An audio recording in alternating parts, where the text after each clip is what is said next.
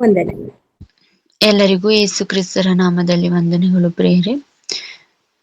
Current ಇಲ್ಲದ ಕಾರಣ ಸ್ವಲ್ಪ ವಿಡಿಯೋ ಆನ್ ಮಾಡೋಕ್ಕಾಗಲ್ಲ, ಕ್ಷಮೆ ಇರಲಿ. ಮೊದಲನೆಯದಾಗಿ ನಾವು ಪ್ರಾರ್ಥನೆಯನ್ನು ನಾವು ಮಾಡಿಕೊಳ್ಳೋಣ ಪ್ರಿಯರೇ.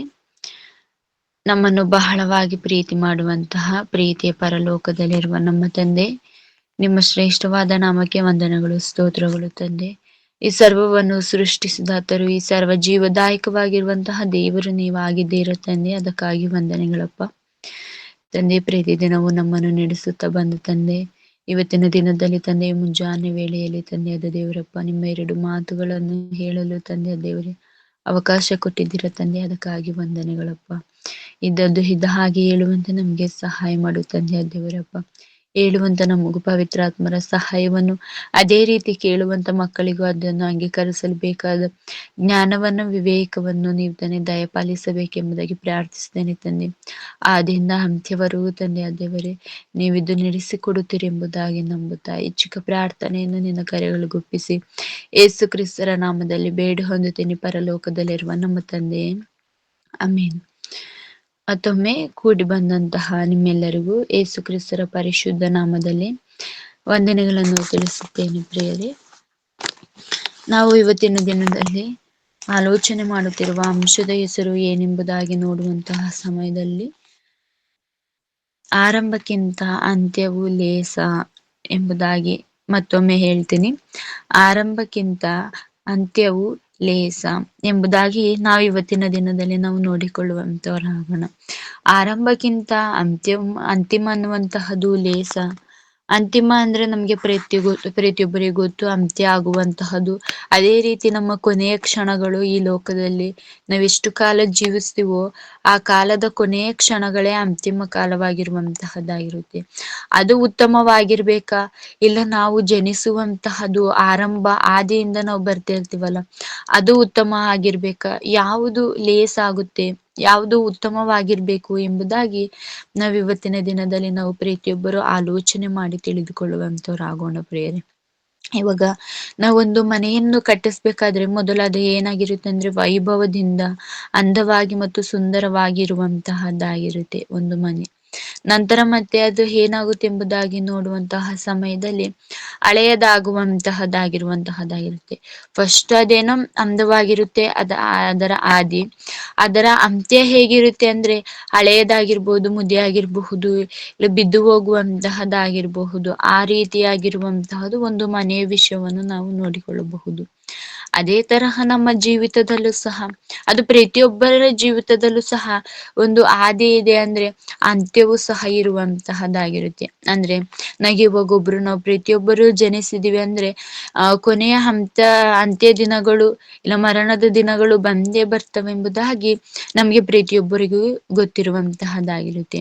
ನಮ್ಗೆ ಆದಿಯಲ್ಲಿರುವಂತಹ ಜೀವಿತ ವೈಭವದಿಂದ ಇರ್ಬೇಕಾ, ಇಲ್ಲ ಕೊನೆಯ ದಿನಗಳು ವೈಭವದಿಂದ ಇರ್ಬೇಕಾ, ಅಂದ್ರೆ ಕೊನೆಯ ಕ್ಷಣ ನಾವು ಮರಣ ಹೊಂದುತ್ತೀವಲ್ಲ ಆ ಕ್ಷಣಗಳು ನಮ್ಗೆ ವೈಭವದಿಂದ ಇರ್ಬೇಕಾ, ಇಲ್ಲ ನಾವು ಜನಿಸಿರ್ತೀವಲ್ಲ ಅದು ವೈಭವದಿಂದ ಇರ್ಬೇಕಾ ಎಂಬುದಾಗಿ ನಾವು ಪ್ರತಿಯೊಬ್ಬರು ಆಲೋಚನೆ ಮಾಡಿ ನಾವು ತಿಳಿದುಕೊಳ್ಳುವಂತವ್ರು ಆಗ್ಬೇಕು ಪ್ರಿಯರೇ.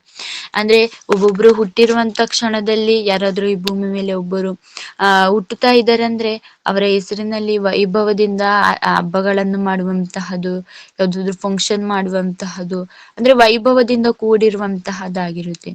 ಅದೇ ರೀತಿ ನಾವು ಮರಣ ಹೊಂದ್ಬೇಕಾದ್ರೂ ಸಹ ಆ ವೈಭವ ಇರುವಂತಹದ್ದಾಗಿರುತ್ತೋ, ಇಲ್ಲ ನಮ್ಮ ಜೀವಿತ ಇಂಥವ್ರು ಬದುಕಿದ್ರು, ಎಷ್ಟು ಚೆನ್ನಾಗಿ ಬದುಕಿದ್ರು, ಅವರ ಜೀವಿತವನ್ನು ನಾವು ಸಹ ಒಂದು ಮಾದರಿಯಾಗಿ ತೆಗೆದುಕೊಳ್ಳಬಹುದು. ಆ ರೀತಿಯಾಗಿ ಜೀವಿಸಿದರೆ ಇವರು ಎಂಬುದಾಗಿ ನಮ್ಮ ವಿಷಯದಲ್ಲೂ ಸಹ ಯಾರಾದ್ರೂ ಮಾತಾಡಿಕೊಳ್ಳುವಂತವ್ರು ಇರ್ತಾರ ಎಂಬುದಾಗಿ ನಾವು ಆಲೋಚನೆ ಮಾಡಿ ತಿಳಿದುಕೊಳ್ಳುವಂತವ್ರಾಗ್ಬೇಕು.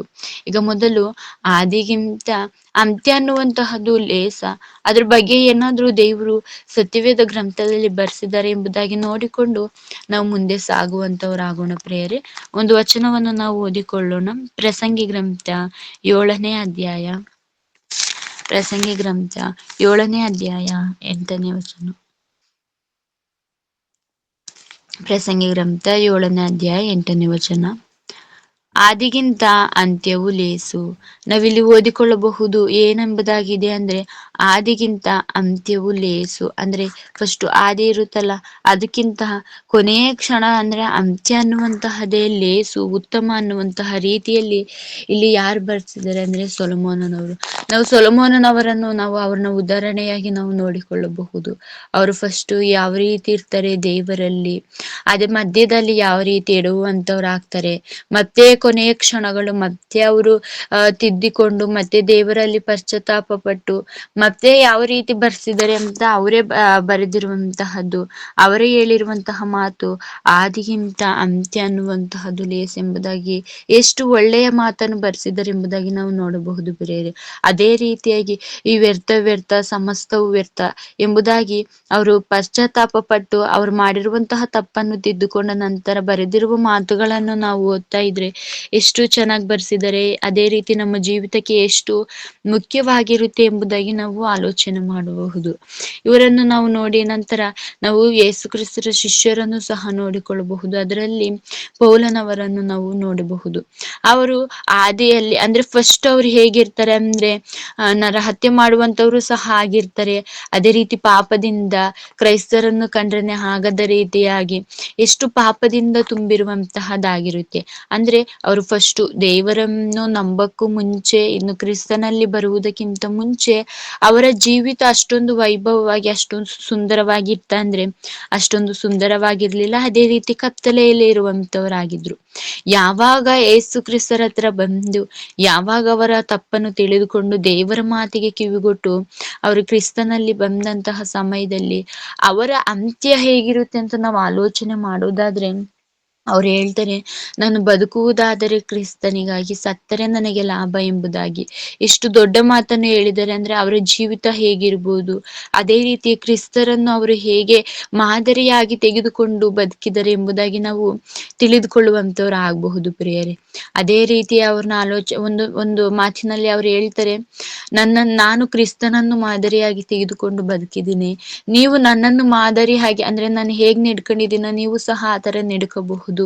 ಅಂದ್ರೆ ನಾವೀ ಮಾತು ಹೇಳಕ್ಕಾಗುತ್ತಾ ಅಂದ್ರೆ, ಈ ಲೋಕದಲ್ಲಿ ಇದೀವಲ್ಲ ನಾವೆಲ್ಲರೂ, ಇವಾಗ ನಾವೇನಾದ್ರೂ ನಮ್ಮನ್ನ ನೀವು ಮಾದರಿಯಾಗಿ ತೆಗೆದುಕೊಂಡು ಬದುಕಿ ಅಂತ ನಾವು ಬೇರೆಯವ್ರಿಗೆ ಹೇಳಕ್ಕಾಗುತ್ತೆ ಅಂದ್ರೆ ಈಗಿನ ಕ್ರೈಸ್ತರಲ್ಲಿ ಯಾರೋ ಒಬ್ರು ಆತರ ಹೇಳ್ಬೋದೇನೋ. ಆದ್ರೆ ಎಲ್ಲರನ್ನು ನಮ್ಮನ್ನು ಮಾದರಿಯಾಗಿ ತೆಗೆದುಕೊಂಡು ಬೇರೆಯವರು ಜೀವಿಸ್ತಾರೆ ಅನ್ನುವಂತಹ ಮಾತು ನಮ್ಮಲ್ಲಿ ಬರೋದಿಲ್ಲ. ಯಾಕಂದ್ರೆ ನಾವು ಎಡವುತ್ತಾ ಇರ್ತೀವಿ, ಕ್ರೈಸ್ತರಾಗಿ ಇದ್ರೂ ಸಹ ಒಂದಲ್ಲ ಒಂದು ಪಾಪ ಮಾಡ್ತಾ ಇರುವಂತವ್ರಾಗಿದ್ದೀವಿ ಪ್ರಿಯರೇ. ಆದ್ರೆ ಪೌಲನವರು ಯಾವ ರೀತಿ ಇದ್ದಾರೆ ಅಂದ್ರೆ, ನನ್ನನ್ನು ನೀವು ಮಾದರಿಯಾಗಿ ತೆಗೆದುಕೊಂಡು ನೀವು ಜೀವಿಸಬಹುದು, ನಾನು ಕ್ರಿಸ್ತನಂತೆ ನಾನು ನಡ್ಕೊಂಡಿದ್ದೀನಿ, ನೀವು ನನ್ನಂತೆ ನಡೆದುಕೊಳ್ಳಬಹುದು ಎಂಬುದಾಗಿ. ಅಂದ್ರೆ ಅವರ ಅಂತ್ಯ ದಿನಗಳು ಕಷ್ಟಕರವಾಗಿದ್ದಾವೆ. ಅವರು ಎಷ್ಟೊಂದು ಸೆರೆಮನೆಗೆ ಹೋಗಿರುವಂತವ್ರು ಆಗಿದ್ದಾರೆ, ಅವರು ಎಷ್ಟೊಂದು ಶೋಧನೆಗೆ ಒಳಗಾಗಿರುವಂತವ್ರು ಆದ್ರು.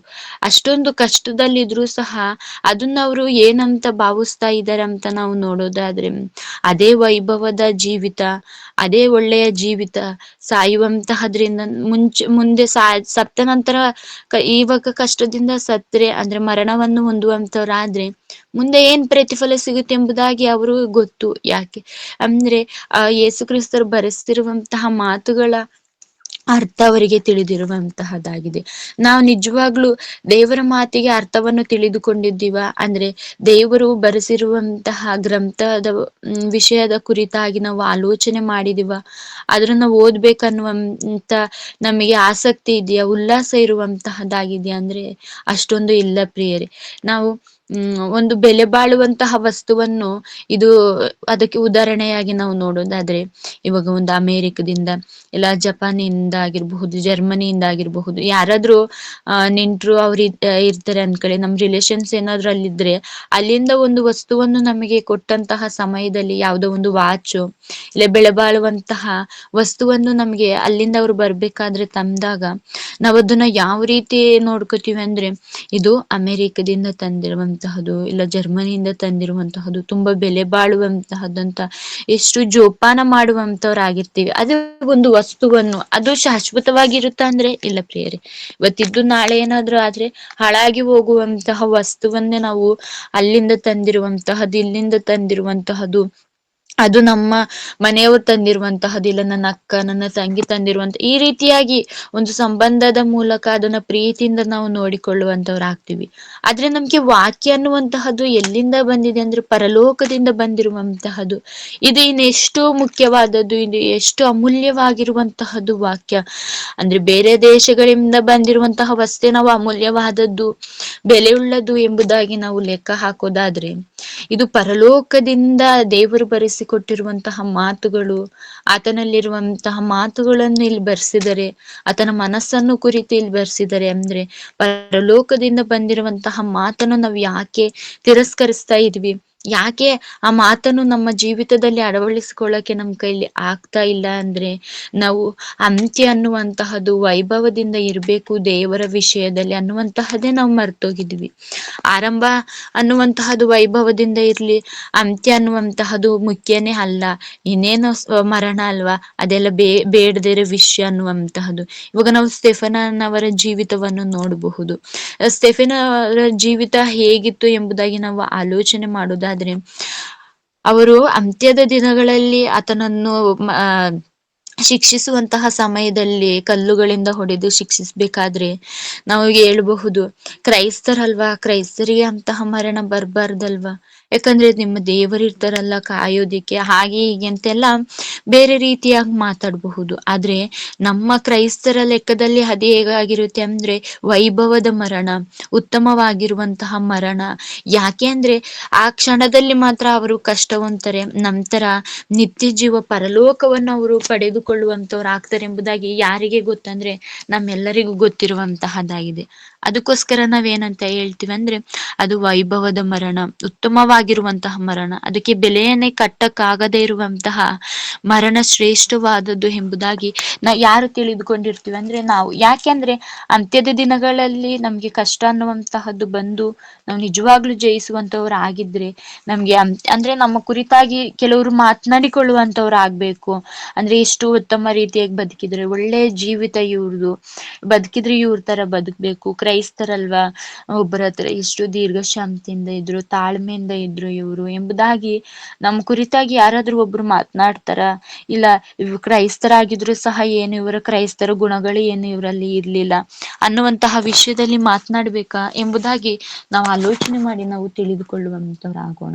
ಈಗ ಅಪೋಲಸ್ತರು ಅಷ್ಟೇ, ಎಷ್ಟೆಷ್ಟೆಲ್ಲ ಕಷ್ಟಪಟ್ರು, ಅವರ ಆಸ್ತಿ ಎಲ್ಲವನ್ನು ಮಾರಿ ಅವರ ಪ್ರಾಣ ತ್ಯಾಗ ಸಹ ಮಾಡುವಂತವ್ರಾದ್ರು. ಯಾರಿಗೋಸ್ಕರ ಅಂದ್ರೆ ಎಲ್ಲಾ ಏಸು ಕ್ರಿಸ್ತರಿಗೋಸ್ಕರ. ಅವರ ಅಂತ್ಯದ ದಿನಗಳೇ ಏನಾದ್ರೂ ಸುಖಕರವಾಗಿ ಇತ್ತ, ಏಸು ಕ್ರಿಸ್ತರ ಶಿಷ್ಯರ ಜೀವಿತಗಳೇನಾದ್ರೂ ಸುಖಕರವಾಗಿತ್ತ ಅಂತ ನಾವು ಆಲೋಚನೆ ಮಾಡೋದಾದ್ರೆ ಇಲ್ಲ ಪ್ರಿಯರೇ, ಬಹಳ ಕಷ್ಟಕರವಾಗಿರುವಂತಹದ್ದು. ಅದನ್ನ ಅವ್ರೇನಾದ್ರು ನನಗೆ ಕಷ್ಟ ಆಗ್ತಾ ಇದೆ, ನನಗೆ ಮಾಡಕ್ ಆಗ್ತಾ ಇಲ್ಲ ಅಂತ ಅವ್ರೇನಾದ್ರು ಹೇಳುವಂತವ್ರು ಆದ್ರ ಅಂದ್ರೆ ಇಲ್ಲ, ಅವ್ರು ಬಹಳ ಸಂತೋಷದಿಂದ ದೇವರ ಸೇವೆಯನ್ನು ಮಾಡಿ ಅವರ ದಿನಗಳನ್ನಿಲ್ಲಿ ಮುಗಿಸಿಕೊಂಡಿರುವಂತಹದನ್ನು ನಾವು ನೋಡಬಹುದು ಪ್ರಿಯರೇ. ಆ ರೀತಿಯಾದ ಜೀವಿತ ಅವರಲ್ಲಿರುವಂತಹದ್ದಾಗಿದೆ. ನಾವು ಇವತ್ತಿನ ದಿನದಲ್ಲಿ ಒಬ್ಬರ ಜೀವಿತವನ್ನು ಉದಾಹರಣೆಯಾಗಿ ನಾವು ನೋಡಿಕೊಳ್ಳುವಂತವರಾಗೋಣ. ಅಂದ್ರೆ ಅವರು ಮೊದಲು ಹೇಗಿರ್ತಾರೆ ಅಂದ್ರೆ ಆದಿ ಅನ್ನುವಂತಹದ್ದು, ಇವಾಗ ಆದಿ ಅಂತ ನಾವು ಯಾವ್ದ್ರಿಂದ ಅಂದ್ರೆ ಯಾವ್ದಾದ್ರು ಒಂದು ಕೆಲಸಕ್ಕೆ ನಾವು ಸೇರ್ಕತೀವಿ ಅಂದ್ಕೊಳ್ಳಿ. ಅವಾಗ ನಾವು ಒಂದು ಕೆಲಸಕ್ಕೆ ಬಂದಂತಹ ಸಮಯದಲ್ಲಿ ಆದಿಯಿಂದ ಅಂದ್ರೆ ಫಸ್ಟ್ ಅಲ್ಲಿ ಮಾಡುವಂತಹ ಕೆಲಸ ಅವರು ಕೊನೆಯವರೆಗೂ ಅದೇ ರೀತಿ ಮಾಡ್ತಾರ ಅಂತ ನೋಡಿಕೊಂಡು ಹೋಗುವಂತಹದ್ದಾದ್ರೆ, ಒಬ್ಬೊಬ್ರು ಇವಾಗ ಉದ್ಯೋಗಕ್ಕೆ ಸೇರ್ತೀವಲ್ಲ ಅಂತಹ ಸಮಯದಲ್ಲಿ ಫಸ್ಟ್ ಮಾತ್ರ ನನ್ನನ್ನ ಹೊಗಳ್ಬೇಕು ಅನ್ನುವಂತಹ ವಿಷಯದಲ್ಲಿ, ನನ್ನನ್ನ ಪ್ರೋತ್ಸಾಹ ಕೊಡ್ಬೇಕು ಅನ್ನುವಂತಹ ವಿಷಯದಲ್ಲಿ ಏನ್ ಮಾಡ್ತಾರೆ ಅಂದ್ರೆ ಆಗ ಮಾತ್ರ ಒಳ್ಳೆ ಕೆಲಸವನ್ನು ಮಾಡುವಂತಹದ್ದು. ಬರ್ತಾ ಬರ್ತಾ ಏನಾಗ್ತಾರೆ ಅಂದ್ರೆ ಇದೇನ್ ಮಾಡೋದು, ಯಾರು ಮಾಡ್ತಾರೆ ಅನ್ನುವಂತಹ ವಿಷಯದ ಅವರ ಆಲೋಚನೆಯಿಂದ ಏನ್ ಮಾಡ್ತಾರೆ ಅಂದ್ರೆ ಕೆಲಸ ಮಾಡುವಂತಹದೇ ಕಮ್ಮಿ ಆಗುವಂತಹದನ್ನು ನಾವು ಅನೇಕ ಉದಾಹರಣೆಯಾಗಿ ನೋಡಿರುವಂತಹದ್ದು ಆಗಿರ್ತೇವೆ.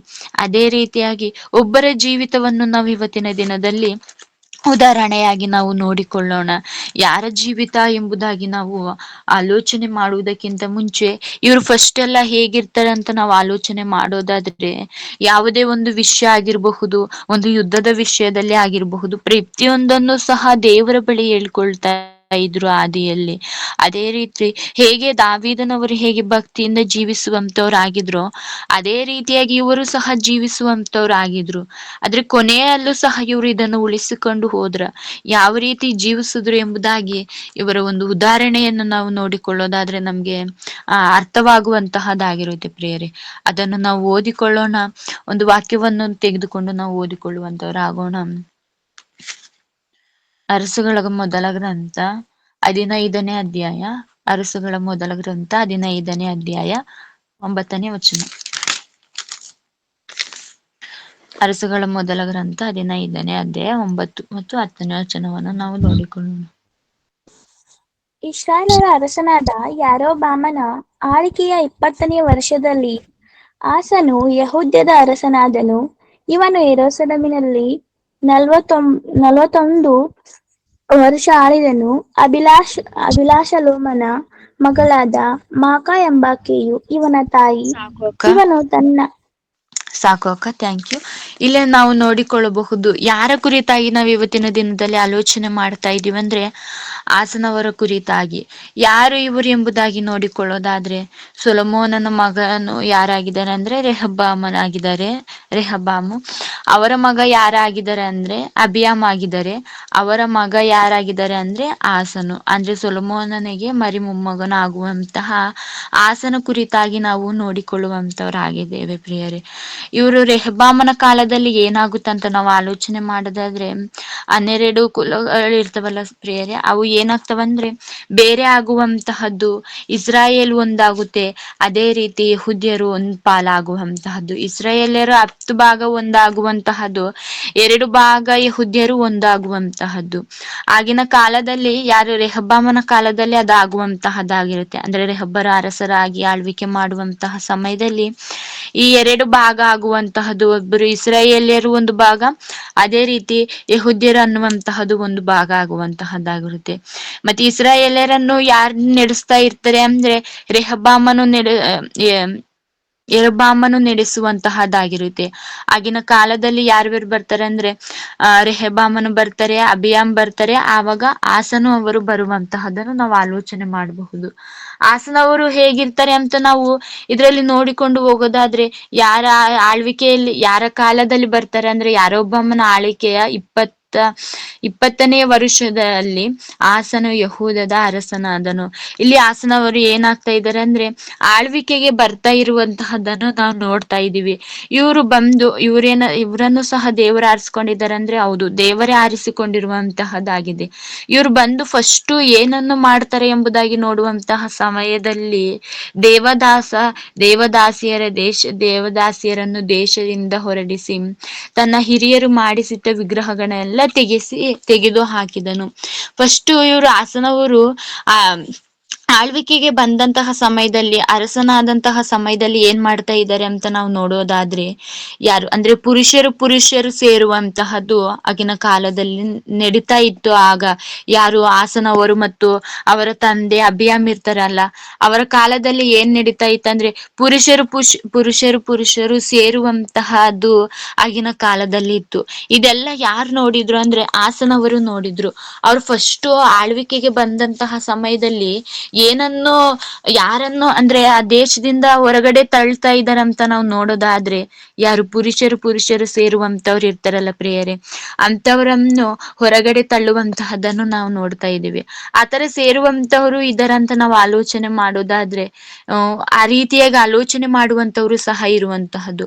ಈಗ ಲೋಟನವರ ಕಾಲದಲ್ಲೂ ಸಹ ಲೋಟನ ಮನೆಗೆ 2 ಪುರುಷರು ಬಂದಿರುವಂತಹ ಸಮಯದಲ್ಲಿ ಅಲ್ಲಿರುವಂತಹ ಜನರೆಲ್ಲರೂ ಬಂದು ನಿಮ್ಮೊಟ್ಟಿಗೆ ಬಂದಿರುವಂತಹ ಮನುಷ್ಯರನ್ನು ಹೊರಗೆ ಕಳಿಸು, ಅವರ ಜೊತೆ ನಮಗೆ ಸಂಗಮವಾಗಬೇಕೆಂಬುದಾಗಿ ಆ ರೀತಿಯಾಗಿ ಮಾತನಾಡುವಂತಹದ್ದನ್ನು ನಾವು ನೋಡ್ತಾ ಇದೀವಿ. ಅದೇ ರೀತಿ ಹೇಳಿದರೆ ದೇವರು ಒಂದು ಮಾತಿನಲ್ಲಿ ಪುರುಷರು ಸಂಗಮವಾಗುವಂತಹದ್ದು ಅಸಹ್ಯವಾಗಿರುವಂತಹ ಕಾರ್ಯ, ಅಂದ್ರೆ ಏಸಿಗೆ ಆಗುವಂತಹ ಕಾರ್ಯ, ಅಂತಹ ಕಾರ್ಯವನ್ನು ನೀವು ಮಾಡಬೇಡಿ, ಅಂತವರಿಗೆ ಮರಣ ಶಿಕ್ಷೆ ಆಗ್ಬೇಕು ಎಂಬುದಾಗಿ ದೇವರು ಹೇಳಿದ್ದಾರೆ. ಆಸನವರು ರಾಜ್ಯಕ್ಕೆ ಬಂದಿರುವಂತಹ ಸಮಯದಲ್ಲಿ, ಅರಸನಾದಂತಹ ಸಮಯದಲ್ಲಿ ಅಲ್ಲಿರುವಂತಹ ಜನರು ಸಹ ಪುರುಷರು ಸೇರುವಂತಹದ್ದು ಇರೋದ್ರಿಂದ ಫಸ್ಟ್ ಅವರು ಮಾಡಿರುವಂತಹ ಒಳ್ಳೆಯ ಕೆಲಸ ಏನಂತ ನೋಡೋದಾದ್ರೆ ಅಂತವರನ್ನು ದೇಶದಿಂದ ಹೊರಗೆ ತಳ್ಳುವಂತಹದ್ದು, ಅದೇ ರೀತಿ ವಿಗ್ರಹಗಳನ್ನೆಲ್ಲ ತೆಗೆದು ಹಾಕುವಂತಹದ್ದು. ಈಗ ಸೊಲೊಮೋನನವರಾಗಿರ್ಬಹುದು, ರಿಹಬ್ಬಾಮ ಅವರ ತಂದೆಗಳು ಏನ್ ಮಾಡಿರ್ತಾರೆ ಅಂದ್ರೆ ಮಾಡಿಸಿಟ್ಟಿರುವಂತಹ ವಿಗ್ರಹಗಳನ್ನೆಲ್ಲ ಏನ್ ಮಾಡಿದ್ದಾರೆ ಅಂದ್ರೆ ತೆಗೆದು ಹಾಕಿರುವಂತಹದ್ದು. ಇವರು ಆ ಹಾಸನವ್ರು ಯಾವ ರೀತಿ ನಡ್ಕೋಬಹುದಿತ್ತು ಅಂದ್ರೆ ಅವರ ತಂದೆ ಅವ್ರ ತಾತ ಯಾವ ರೀತಿ ನಡ್ಕೊಂಡ್ ಬಂದಿರ್ತಾರೋ ಅದೇ ರೀತಿಯಾಗಿ ಅವ್ರು ಯಾವ ರೀತಿ ಆಳ್ವಿಕೆ ಮಾಡ್ಕೊಂಡ್ ಬಂದಿರ್ತಾರೋ ಇವರು ಸಹ ಹಾಗೆ ಆಳ್ವಿಕೆ ಮಾಡ್ಬೋದಿತ್ತು. ಆದ್ರೆ ಇವ್ರು ಹಾಗೆ ಆಳ್ವಿಕೆ ಮಾಡ್ಲಿಲ್ಲ. ಯಾವ ರೀತಿ ಇದ್ರು ಇವ್ರು ಅಂತ ನಾವು ಮುಂದೆ ನಾವು ನೋಡಿಕೊಳ್ಳೋಣ. ಯಾವ ರೀತಿ ಇದ್ರು ಅಂದ್ರೆ ಇವನು ತನ್ನ ಪೂರ್ವಿಕನಾದ ದಾವೀದನಂತೆ ಯೆಹೋವನ ದೃಷ್ಟಿಯಲ್ಲಿ ಒಳ್ಳೆಯವನಾಗಿ ನಡೆದನು. ಇವರು ಯಾವ ರೀತಿ ಇದ್ದಾರೆ ಅಂದ್ರೆ ದಾವೀದನವರು ಯಾವ ರೀತಿ ಇದ್ರು ಹಾಗೆ ಇವರು ದೇವರ ದೃಷ್ಟಿಯಲ್ಲಿ ಏನಾಗಿದ್ರು ಅಂದ್ರೆ ಒಳ್ಳೆಯವರಾಗಿ ನಡೆದುಕೊಂಡಿರುವಂತವ್ರು ಯಾರಾಗಿದ್ರು ಅಂದ್ರೆ ಈ ಹಾಸನವರನ್ನು ನಾವು ನೋಡಬಹುದು. ಅಷ್ಟು ಒಳ್ಳೆಯವರಾಗಿ ನಡೆದುಕೊಂಡು ಬರ್ತಾ ಇದ್ರು. ಅದಕ್ಕೆ ಉದಾಹರಣೆಯಾಗಿ ನೋಡಬಹುದು ಎಲ್ಲರನ್ನು ಅಂದ್ರೆ ಕೆಟ್ಟವರಾಗಿ ಯಾರ್ಯಾರಿದ್ರು ಅವ್ರನ್ನೆಲ್ಲ ದೇಶದಿಂದ ಹೊರಗಡೆ ಅಂದ್ರೆ ತಳ್ಳುವಂತಹದ್ದು, ಅದೇ ರೀತಿ ವಿಗ್ರಹಗಳನ್ನೆಲ್ಲ ತೆಗೆಸಿ ಹಾಕುವಂತಹದ್ದು, ಅಂದ್ರೆ ಅಸಹ್ಯವಾಗಿರುವಂತಹ ಕಾರ್ಯಗಳು ಯಾವ್ಯಾವ ಇರ್ತವೋ ಎಲ್ಲವನ್ನೂ ಸಹ ದೂರ ಮಾಡುವಂತಹ ಕೆಲಸ ಮೊದಲು ಮಾಡಿರುವಂತಹದೇ ಹಾಸನವರು. ಅದು ಫಸ್ಟ್ ಆಳ್ವಿಕೆಗೆ ಬಂದಂತಹ ಸಮಯದಲ್ಲಿ ಫಸ್ಟ್ ನಿರ್ಧಾರ ತೆಗೆದುಕೊಳ್ಳುವಂತಹದ್ದೇ ಅದಾಗಿರುವಂತಹದ್ದಾಗಿದೆ. ಮತ್ತೆ ಇವರು ಇನ್ನು ಏನೇನೆಲ್ಲ ಮಾಡ್ತಾರೆ ಎಂಬುದಾಗಿ ನಾವು ಆಲೋಚನೆ ಮಾಡೋಣ ಪ್ರಿಯರೇ. ಇನ್ನು ಯಾವ ರೀತಿ ನಡೆದುಕೊಳ್ಳುವಂತವ್ರು ಆಗ್ತಾರೆ ಎಂಬುದಾಗಿ ಇನ್ನೊಂದು ವಾಕ್ಯವನ್ನು ಸಹ ನಾವು ನೋಡಿಕೊಳ್ಳುವಂತವರು ಆಗೋಣ. ಅದೇ ಅರಸುಗಳ ಮೊದಲ ಗ್ರಂಥ 16ನೇ ಅಧ್ಯಾಯ 29ನೇ ವಚನ. 16:29. ಯಾರಿರ್ತಾರೆ ಅಂತಹ ಸಮಯದಲ್ಲಿ ಇಸ್ರಾಯೇಲ್ ದೇಶದಲ್ಲಿ ಯಾರು ಕಾಯ್ತಾ ಇರ್ತಾರೆ ಎಂಬುದಾಗಿ. ಯೆಹೂದ್ಯರ ಅರಸನಾದ ಆಸನ ಆಳಿಕೆಯ 38ನೇ ವರ್ಷದಲ್ಲಿ ಒಮ್ರಿಯ ಮಗನಾದ ಅಹಾಬನು ಇಸ್ರಾಯೇಲರ ಅರಸನಾಗಿ ಸಮಾರ್ಯ ಪಟ್ಟಣದಲ್ಲಿ 22 ವರ್ಷ ಆಳಿದನು.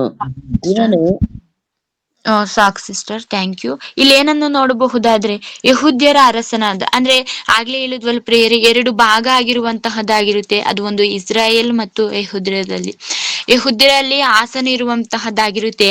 ಆಗಿನ ಕಾಲದಲ್ಲಿ ಆಸನವರು ನಡೆಸ್ತಾ ಇರ್ತಾರಲ್ಲ, ಆ ಸಮಯದಲ್ಲಿ ಇಸ್ರಾಯೇಲ್ಯರಲ್ಲಿ ಯಾರ ಆಳ್ವಿಕೆಗೆ ಇರ್ತಾರ ಅಂದ್ರೆ ಅಹಾಬನು ಇರುವಂತಹದನ್ನು ನಾವು ನೋಡ್ತಾ ಇದ್ವಿ.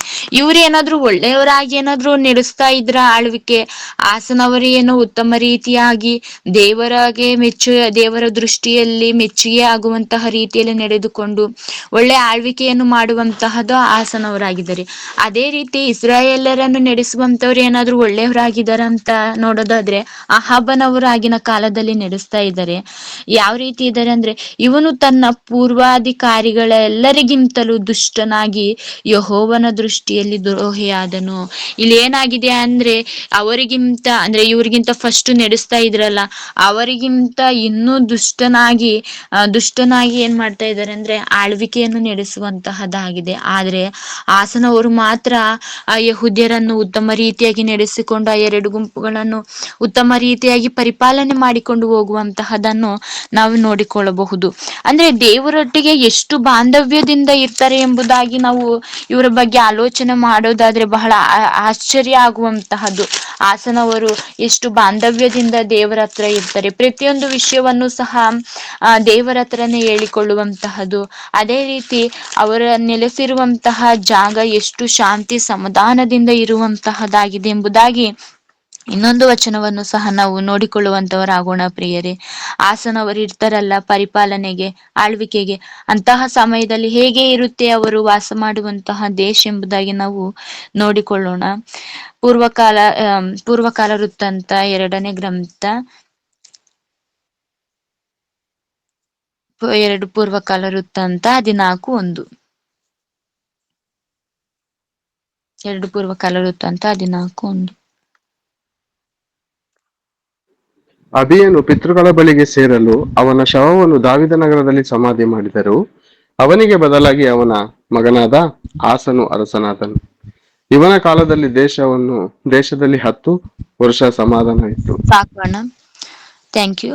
ಇಲ್ಲಿ ಏನಂತ ಇದೆ ಅಂದ್ರೆ ಇವನ ಕಾಲದಲ್ಲಿ ದೇಶದಲ್ಲಿ 10 ವರ್ಷ ಸಮಾಧಾನವಿತ್ತು. ಹಾಸನವರು ಆಳ್ವಿಕೆ ಮಾಡ್ತಾ ಇದ್ರಲ್ಲ, ಅಂತಹ ಸಮಯದಲ್ಲಿ ಆ ದೇಶ ಹೇಗೆ ಇತ್ತು ಅಂದ್ರೆ 10 ವರ್ಷ ಇರುತ್ತಲ್ಲ, ಅಲ್ಲಿಯವರೆಗೂ ಶಾಂತಿ ಸಮಾಧಾನದಿಂದ, ಅಂದ್ರೆ ಸಮಾಧಾನದಿಂದ ದೇಶ ಯಾವುದೇ ಒಂದು ಯುದ್ಧಕ್ಕೂ ಹೋಗದೇನೆ, ಯಾರು ಸಹ ಇವರ ಮೇಲೆ ವಿರೋಧಕ್ಕೆ ಬರದೇನೆ ಯಾವ ರೀತಿ ಸಮಾಧಾನವಾಗಿತ್ತು ಎಂಬುದಾಗಿ ನಾವು ಈ ವಾಕ್ಯವನ್ನು ಓದ್ತಾ ಇದ್ರೆ ಗೊತ್ತಾಗುತ್ತೆ. ಯಾವ ರೀತಿ ಮಾಡಿರ್ತಾರೆ ಅಂದ್ರೆ, ಆಸನು ತನ್ನ ದೇವರಾದ ಯೆಹೋವನ ದೃಷ್ಟಿಯಲ್ಲಿ ಒಳ್ಳೆಯವನಾಗಿಯೂ ನೀತಿವಂತನಾಗಿಯೂ ನಡೆದನು. ಅಂದ್ರೆ ಯಾವ ರೀತಿ ಅವ್ರ ಪೂರ್ವಿಕರೆಲ್ಲ ದಾವಿದನವರು ನಡ್ಕೊಂಡು ಬಂದಿರ್ತಾರೋ ಅದೇ ರೀತಿಯಾಗಿ ದೇವರ ದೃಷ್ಟಿಯಲ್ಲಿ ಒಳ್ಳೆಯವನಾಗಿಯೂ ನೀತಿವಂತನಾಗಿಯೂ ಆಸನವರು ನಡೆದುಕೊಂಡು ಬಂದಿರ್ತಾರೆ. ಅಂದ್ರೆ ಎಲ್ಲಾ ದೇವತೆಗಳನ್ನು ತೆಗೆದುಹಾಕಿ ಎಲ್ಲಾ ವಿಗ್ರಹಗಳನ್ನು ನಾಶ ಮಾಡಿಸಿ ಅಂದ್ರೆ ದೇವರನ್ನೇ ಆಶ್ರಯಿಸಬೇಕು ಎಂಬುದಾಗಿ ಹೇಳಿ ದೇವರ ಮಾತಿನಂತೆ ನಡ್ಕೋಬೇಕೆಂಬುದಾಗಿ ಇವರು ಸಹ ನೀತಿವಂತರಾಗಿ ನಡೆಯುವಂತಹದನ್ನು ನಾವು ನೋಡಿಕೊಳ್ಳಬಹುದು ಪ್ರಿಯರೇ. ಅದೇ ರೀತಿ ಇನ್ನು 6ನೇ ವಚನವನ್ನು, ಅದೇ 14 6ನೇ ವಚನವನ್ನು ಓದ್ತೀನಿ. ಯೆಹೋವನ ಅನುಗ್ರಹದಿಂದ ಶತ್ರು ಭಯ ತಪ್ಪಿ ಆ ವರುಷಗಳಲ್ಲಿ ಯಾವ ಯುದ್ಧವೂ ಇಲ್ಲದೆ ದೇಶದಲ್ಲಿ ಸಮಾಧಾನವಿದ್ದರಿಂದ ಇವನು ಯಹೂದದಲ್ಲಿ ಕೋಟೆ ಕೊತ್ತಲುಗಳುಳ್ಳ ಪಟ್ಟಣಗಳನ್ನು ಕಟ್ಟಿಸಿದನು. ಆ ಸಮಯದಲ್ಲಿ ಅವ್ರು ಯಾವ ರೀತಿ ಸಮಾಧಾನ ಇರುವಂತಹದ್ದಾಗಿರುತ್ತೆ. ಒಂದು ಯುದ್ಧ ಇರೋದಿಲ್ಲ, ಯಾವುದೇ ಶತ್ರು ಭಯ ಇರೋದಿಲ್ಲ.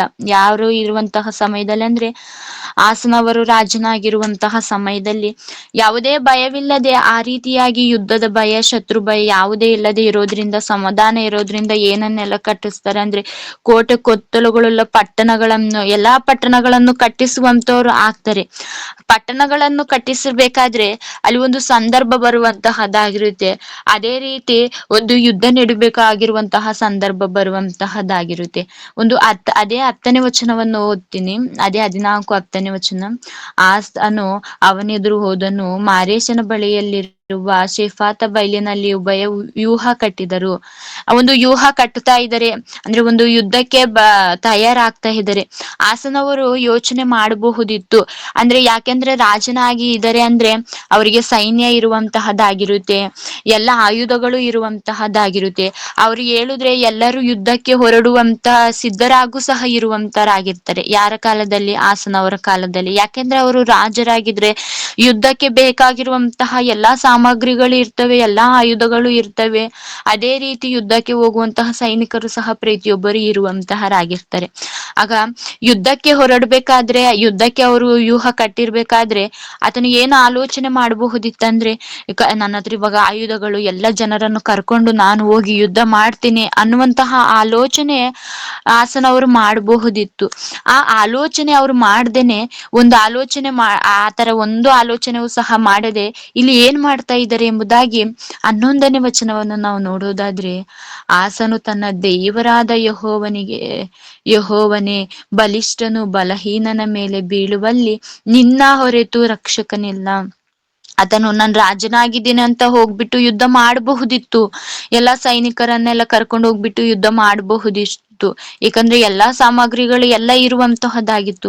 ಆದ್ರೆ ಆಸನವರು ಆತರ ಮಾಡ್ತಾ ಇದ್ದಾರೆ ಅಂದ್ರೆ, ಇಲ್ಲ ಪ್ರಿಯರೇ, ಏನ್ ಮಾಡ್ತಾ ಇದ್ದಾರೆ ಅಂದ್ರೆ ಅಲ್ಲಿ ದೇವರಿಗೆ ಮೊರೆ ಇಡುವಂತಹದ್ದು ಏನಂತ, ಯೆಹೋವನೇ, ಬಲಿಷ್ಠನು ಬಲಹೀನನ ಮೇಲೆ ಬೀಳುವಲ್ಲಿ ನಿನ್ನ ಹೊರತು ರಕ್ಷಕನಿಲ್ಲ.